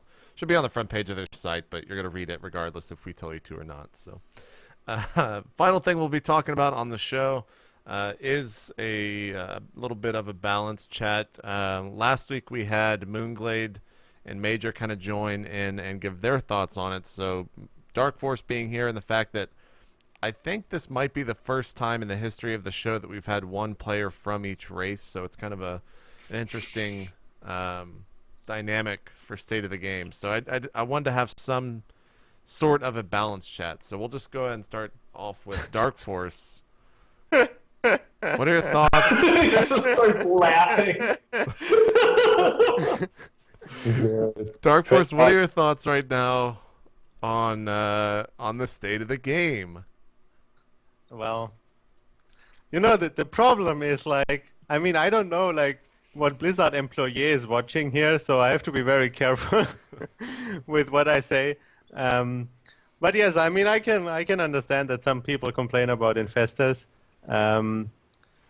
But I don't know, like, the big problem for me is, like, not, like, independent of, like, what exactly where you exactly should balance it. Like, what do you do, for example, if you nerf the infestor? Because right now, Zerg players, like, they can play the way they play because they are very confident, like, in winning the game later on. But for example, like, if you nerf the infestor, which I don't necessarily say that's a bad idea, because I don't know, like, I've never been, like, the biggest fan of infestors, and it also makes CVZ a bit, like, annoying. But if you nerf, for example, the infestor, well, depending on how much you nerf it, like, another race might be the dominant race in the late game. Right now, like, I guess, like, the general consensus is that if a Zerg gets to Broodlord Infestor, chances are that he's going to win. Like, I mean, of course, if you get far behind early game, or if then Protoss gets to, like, Carrier, Templar, Mothership, and Archons, and then it's a different story. But generally, like, Zerg is considered to be favored in the late game. It's not an auto win, but you're favored. But if you take away, like, the fact that you're favored in the late game, then you need to, like, do more things like early and mid game. And I would actually like to see that, because to me it's sometimes a bit boring that as Zerg you don't have, like, so many things you can do, like, early and mid game relative to the other two races. But yes, like, if you nerf, basically what I'm trying to say is that if you nerf the infestor, you have to buff something else, in my opinion. It does not have to be, like, the same. Like, you can nerf the infestor more, then you buff something else, but basically, like, there needs to be, like, a replacement, so to say. Yeah. Todd, QXC, you guys want to jump in? Oh, this isn't my matchup, so I'll let Todd go. Yeah, he said when you get Broodlord Infestor in every matchup. No, he was just saying against Protoss. You can't do Broodlord Infestor I against didn't Terran. talk about matchup specific. I mean, Broodlord Infestor is the best endgame composition in every matchup. Well, depending on what the opponent builds, but I think Terran has a very real response to it, though. I mean, like, yeah, I agree, but it's very hard to get to, right? yeah, it's like the thing with the TDZ late game that I think a lot of Terrans struggle with is that Zergs can kind of, as long as they're heading towards Hive Tech, which they basically have to do, even if it was just for the sake of upgrades, you still need to go to Hive. You still need to get 3-3. And you need to get Ultras or Infestors because a tier 2 army can't like compete with Terran, like normal Terran army long term, Sure. in my opinion.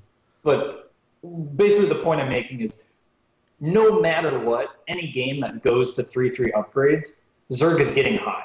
And once they're at Hive, it's only like a hop, skip, and a jump for Ultralists, Mass Infestors, or Mass Broodlord Corruptor. Like it's pretty simple to do. You're going to Hive, you're getting upgrades. You build your Spire when you start your Hive so that when the Hive finishes, you can go straight to Greater Spire. And then you hit C a bunch of times, you make your Corruptors, and then when the Greater Spire finishes, you hit B a bunch of times, you make your Broodlords, and then you just rally Corruptors to your Broodlord army. And that's basically how it works. And it's moving in a direction that you're generally moving in anyway.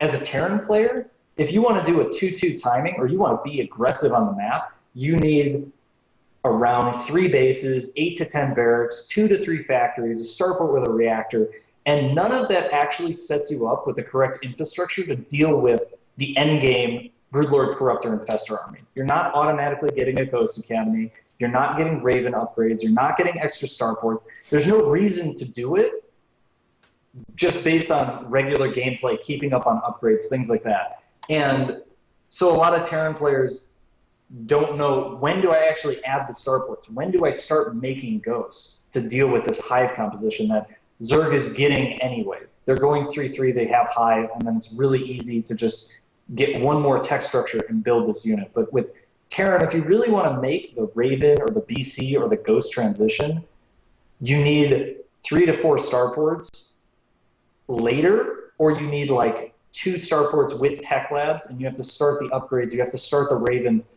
usually around the time Zerg is actually going to Hive. And that's the only way to have enough energy for a Hunter Seeker for the initial Broodlord push. If the position gets really stagnant, then it's simpler for Terran because they just sit back and they go straight into Ravens. But if you're trying to figure out, when do I add my starports while still being aggressive on the map, while still doing things on the map, it's difficult, and the investment seems like much more for the Terran than for the Zerg. That's kind of the way I see that matchup. Yeah, I agree with what you said.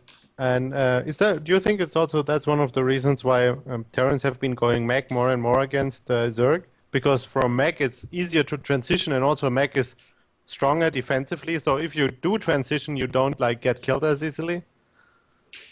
I agree that mech is stronger defensively, and I do think the Raven mech army is better against Broodlord Corruptor Infestor than a Bio Raven army.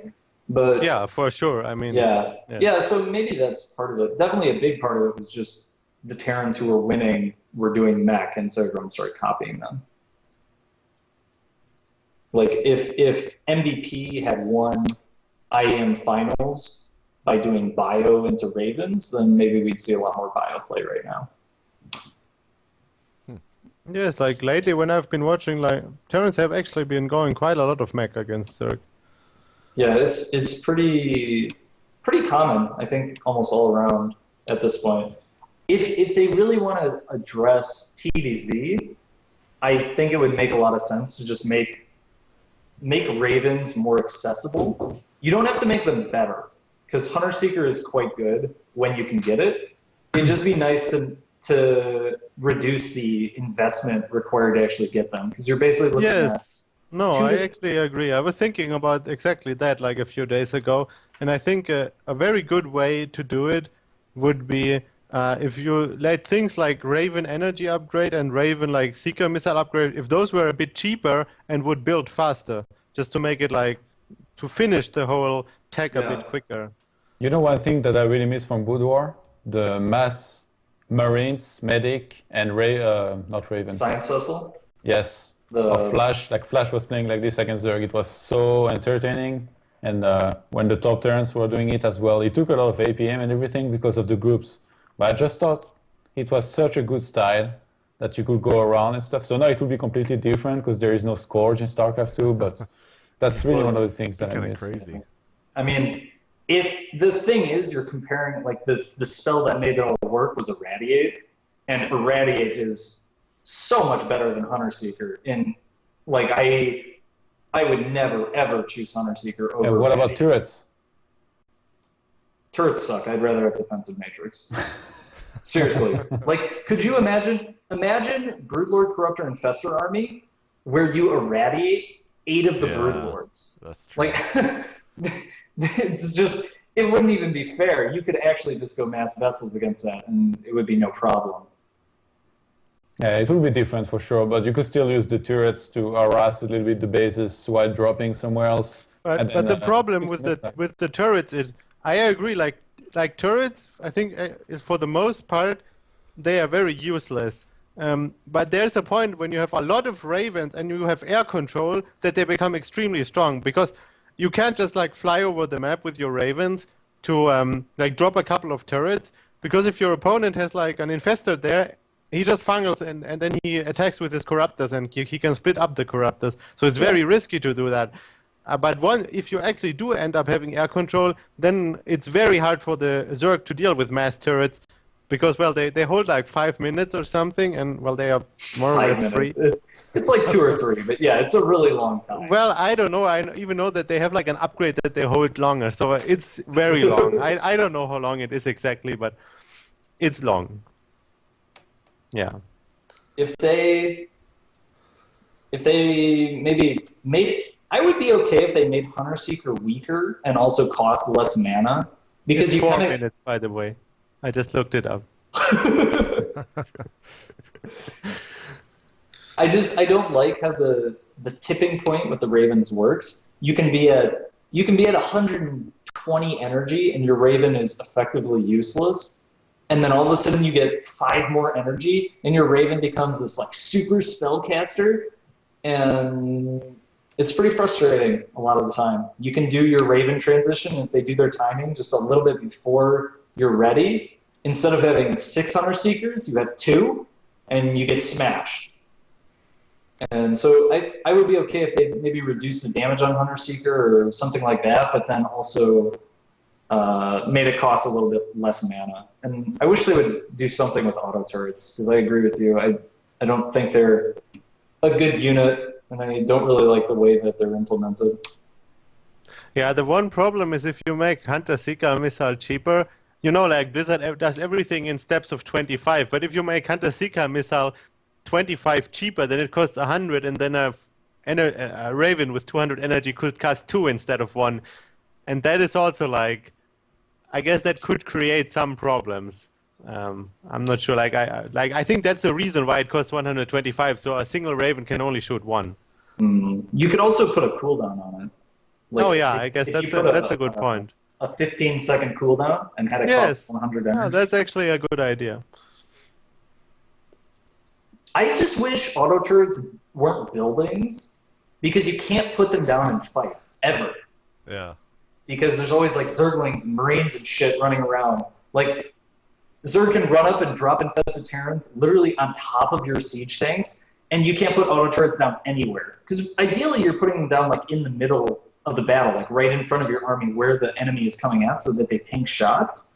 But you have to basically do it before the battle and then force an engagement there, just because you can't put them in during the battle. So you would want them to have like a much smaller like hitbox and like not be units, because like right now they actually block very like heavily. Like if you have like a line of turrets somewhere, like they block a lot. That's true, because they're buildings. You can actually wall up with them. But I would trade that to make them a unit. I think I that would make them better for sure. I agree on that.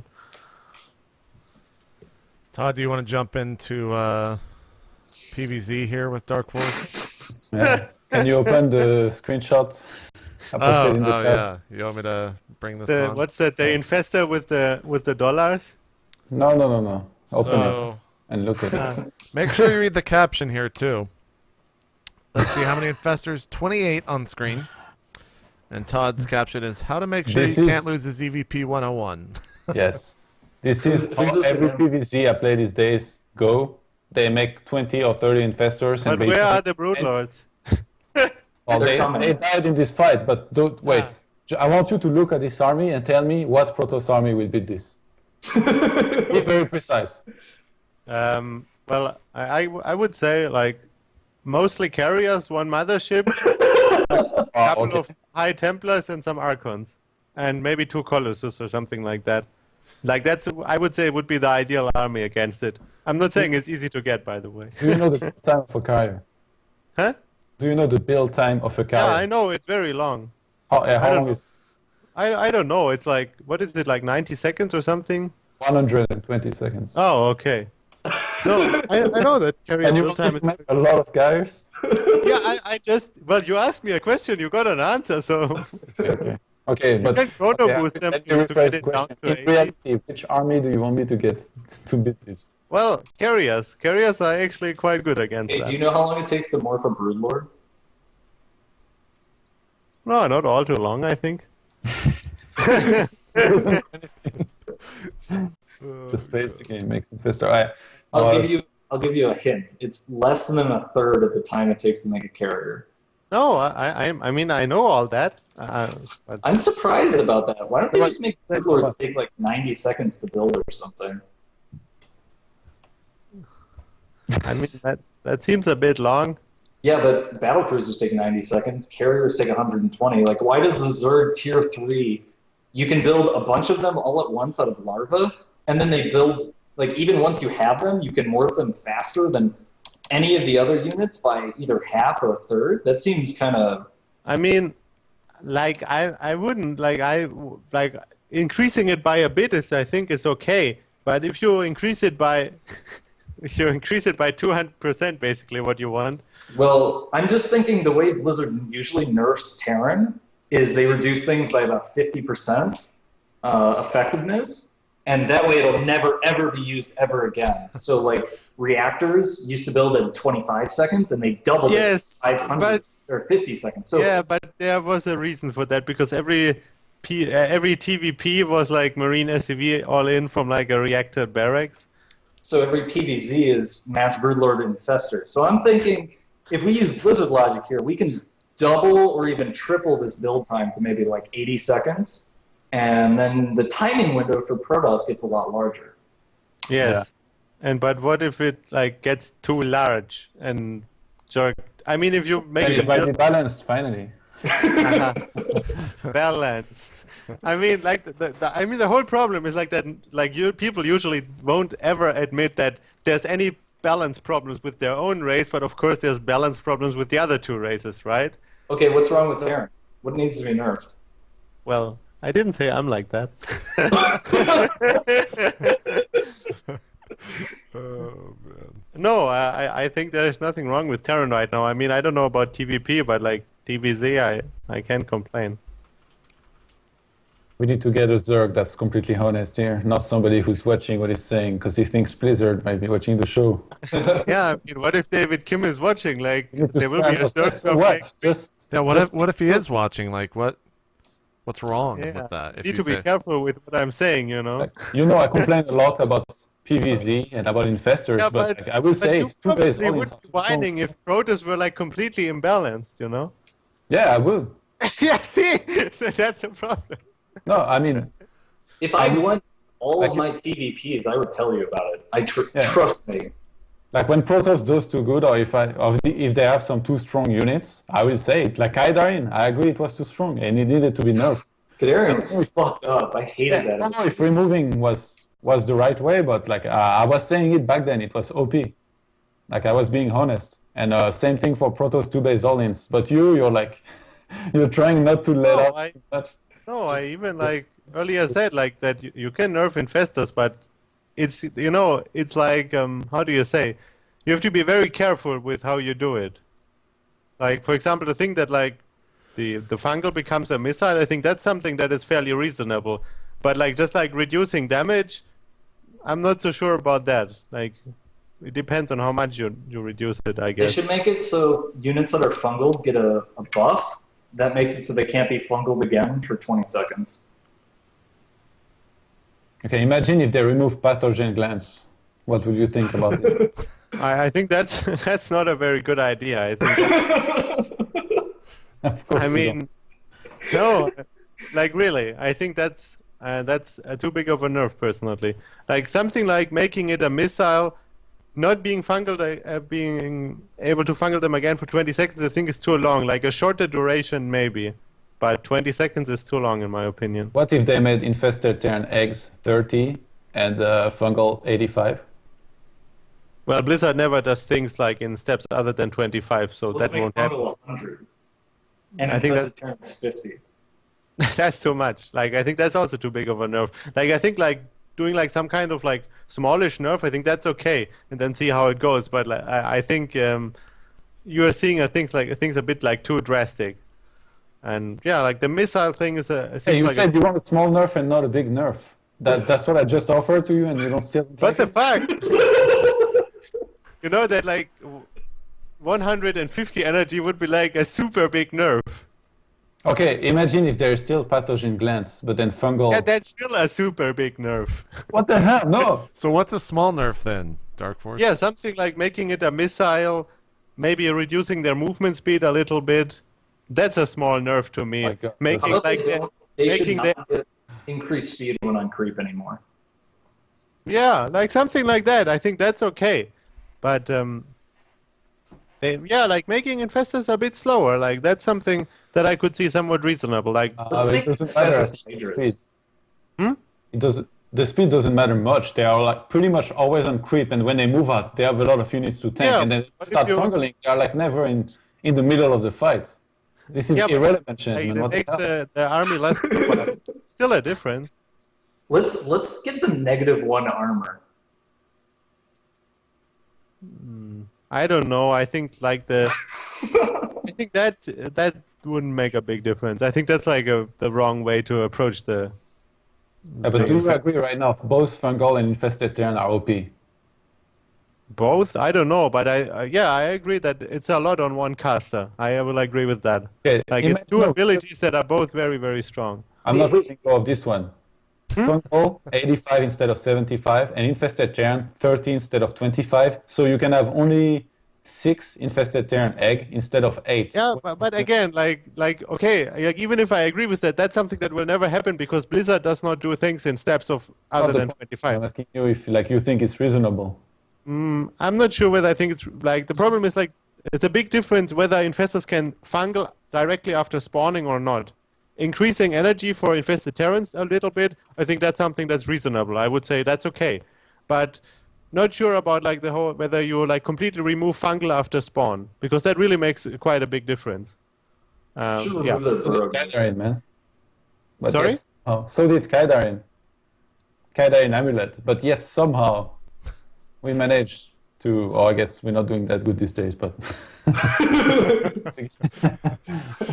Oh, God. Yes. Poor Protoss. Yes. I well, feel so bad for you. You will after Hyun beats Creator. Look at I just want you to do one thing. Set this picture I posted earlier as your wallpaper and look at it for as long as you can. Trying to think which army will beat this. Like Well, I already told you about it, and I've already lost against that's a armies like that. ridiculous answer. That's a ridiculous answer. Like,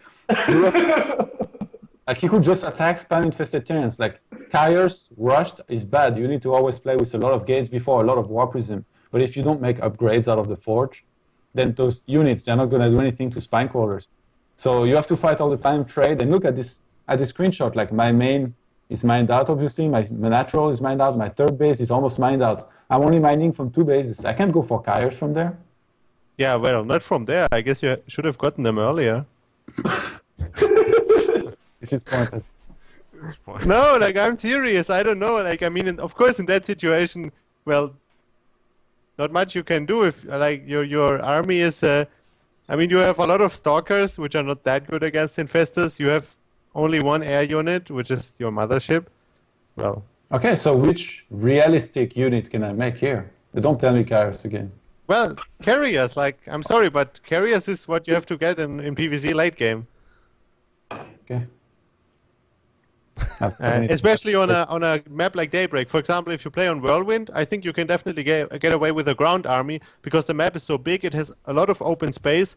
So you can use the mobility of a ground army and attack like in places where the Zerg army is not. But Daybreak is like a super like annoying turtle map, and there you simply have to get carriers. Otherwise, you won't win long term. Like The you lack just of can't. mobility is often irrelevant in this matchup because you will have to face the opponent's army at some point. Yes, You need but if like on like some maps you can certainly go for a base trade, and I think in a base trade like the Protoss player is favorable. I don't think so because the Zerg can just pick up some spines and then move around with his army with them, and then you cannot never get to those spines because he will have his army around them. And also, I want to tell you something. Zerg is doing very good right now with Infestor's Broodlord. They are not even bringing their spines together with the army. Imagine if they start doing that. Like, how are we? Like, look at this army. Imagine 15 spines with it, moving around with it. Like, carriers still? Yes, of course. Like in the end, you need carriers to beat that army. That's like there's no ground army that beats like Mass Infestor, Broodlord, and some Corruptors. That's simply not something a ground army can beat, in my opinion. That's just how it is. I don't know. I feel like against a very good Zerg, it will take too long to reach enough carriers, and they will just trade efficiently before that. And Infestors are so quick to come out. They come out with a lot of energy. They will just keep putting pressure on. I guess the only moment you can really go carrier is like if you have 6k in the bank, you make like 8 Stargates, and then you try to lose your army slowly and replace it with carriers. But if you do that, you give the Zerg the chance to really stack up a lot of minerals. And even if you manage to get a couple carriers out, he can just remake like 70 Corruptors and then just snipe 70 Corruptors, yes. Like Zerg always has the resources for 70 Corruptors. Maybe a bit less, but after he loses his entire army, he can just replace it with Corruptors and then hard counter you because he will have the lavas and his units actually take a very short... But actually, Corruptors don't hard counter like a composition with carriers and some Templars and a mothership. Yeah, they do. No, because the problem, like that's the problem. Once you have the carriers, if you like focus fire the carriers, then your Corruptors naturally stack up, and they are very vulnerable to the splash damage from Storm and Archons, and they are vulnerable to Vortex. If you don't stack them up, then well they are very spread out, and they shoot at the interceptors. But if you let the Protoss get to carriers, like I mean, it's not no rush 30, man. You know, you yes, no, of course, like Broodlord Infestors, you keep that's trading. what I always try to do. But well, if there's not that many Broodlords and Infestors yet, like you can beat it. Then again, you can beat it with a ground army. Yeah, I know it's very tricky to make that transition, and yeah, I mean maybe it's a good way to like make it easier would be to reduce carrier build time. I think it's too long personally. But yes, like I still think carriers is the answer, and not more stalkers. Okay. We done here? For now. I guess We disagree. I have one closing thought here. Go ahead. It seems like the problem that both Protoss and Terran have in fighting the late game Zerg army is, at least according to Dark Force, Todd says that you can't do anything, but Dark Force says if you make carriers, you can win. It's not that neither race doesn't have the units that can fight the composition. It's that Zerg is the only race that can get to their mass tier 3 air at such an easy pace compared to the other ones. Like the rate at which Zerg can transition into Broodlord, Corruptor, Infestor is so much faster than the rate at which Terran or Protoss can transition into their respective counters, which are basically like BC Raven or Carrier or High Templar or whatever. Yeah, exactly. I think that's a good way to put it, QXC. I agree with that. And so, if you look at it from that perspective, then the fundamental balance problem isn't that the Zerg army is too strong. It's that the counter to it is just too hard to get to. You can't get to it in a respectable amount of time compared to the rate at which Zerg can get it. Yes, exactly. Like I think that, and that's why I think it might be reasonable to buff both Raven and Carrier, because those two units are not really used in the PvT matchup. So it's a good way to not touch PvT, which I don't know much about the balance of. So if you want to fix like the matchups, like late game PvZ and TvZ, it's really good if you like go for Raven and well Carrier, because those are units that are not built in the other matchup all too much anyway. And yeah, I think like making Ravens more accessible is a good idea, and I also think that making carriers more accessible would be a good idea. Yeah. Okay, I'm done. Okay. All right. Todd, I'm sorry. What is your name in the chat, Todd? I'll mod you right now. Johan M.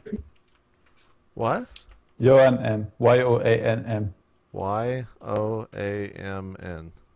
No, NN. 2 N's. Oh, 2 N's. Oh. No, M at the end. Oh, like it my is last that? name. Yeah. Oh. Oh, I get it. I got you. I just modded everyone. Everything. Oh, no, it wasn't N.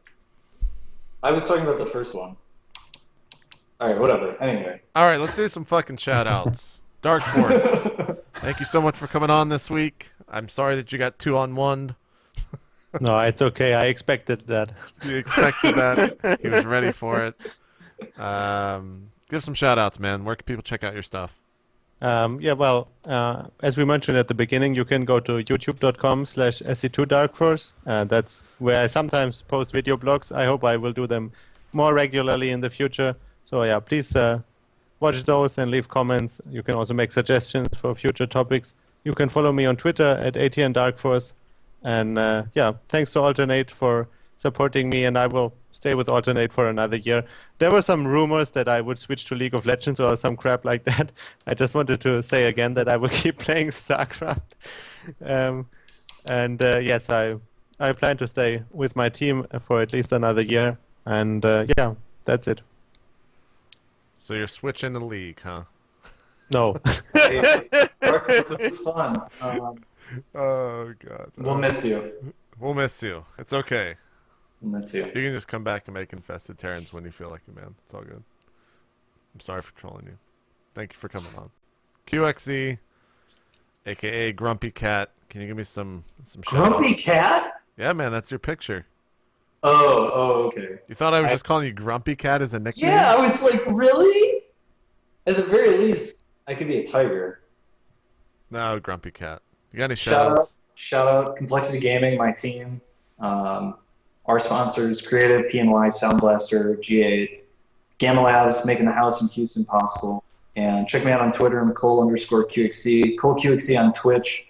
Check me out. I've been streaming pretty much every day this week. I'm not sure if I'm going to stream tonight just because of the show. I got some other stuff I need to do. But shout out JP. Thanks for having me on the show and having an excellent group of people here. I think we had some good discussion, and I enjoyed it. And what is fixing the game with QXC? What? Oh, yeah, everyone knows about that now, don't they? What is this? Okay, so that's basically we've done like a pilot episode, if you will. Okay. And it was basically the idea was like QXC, think about StarCraft, and it's more targeted as design flaws rather than balance complaints. Obviously, some of it is going to come off as sounding like balance complaints. That's not really the point of the show. The show is just to talk about StarCraft and look at ways in which the game is designed poorly and leads to uninteresting gameplay or units that are largely useless, which I think affects all levels of play. And so basically, it's just me talking about that for a couple of minutes. It's up on Complexity Gaming. I retweeted it out earlier today. Just one of the examples from the show is talking about how Strike Cannon is probably the most poorly designed ability in the entire game. It costs more. Someone quoted me on this, and I don't remember the exact quote, but basically, it costs more energy than any other ability in the game, and it is worse than every other ability in the game. It is the highest cost, least useful ability. Not only that, but just the existence of Strike Cannon on Thors makes a liability of using them because of feedback in TVP. All around, just an ability that doesn't really make a lot of sense. So that's the kind of thing that I'm talking about in the game. Most of it is very Terran focused, just because I understand that race the best and I see it the most.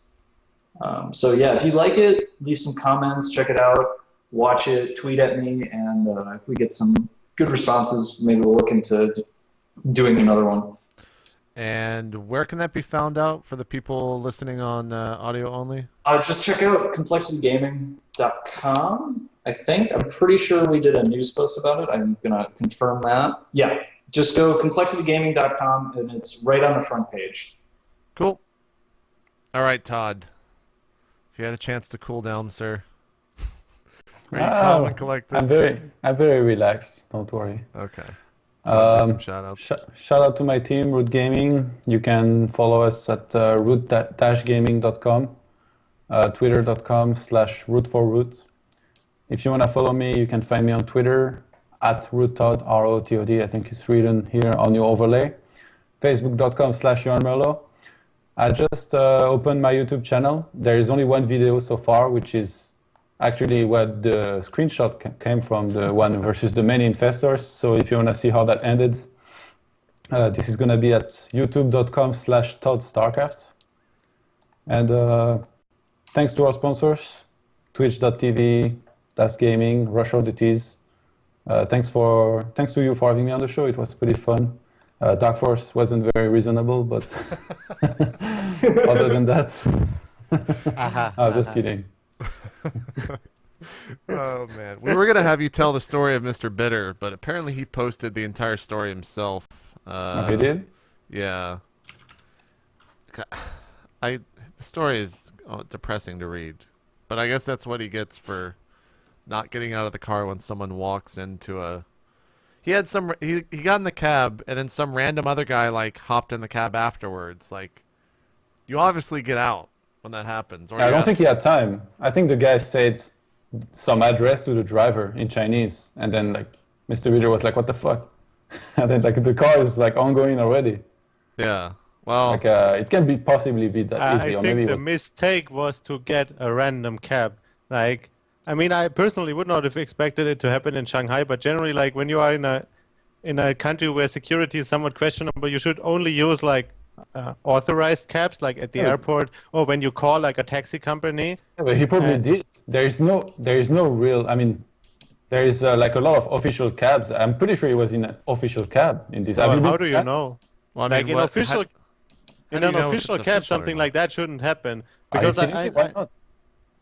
Well, in China, there is like no. Yeah, there's no cab. like. It's just cabs everywhere. So like you can't actually call a cab. You just go on the street and you wait for anyone. Yeah. Okay. Yeah, well, that's risky, I guess, because I mean, someone could just put like a cab sign on his car and like pick up some foreigners to get some money from them.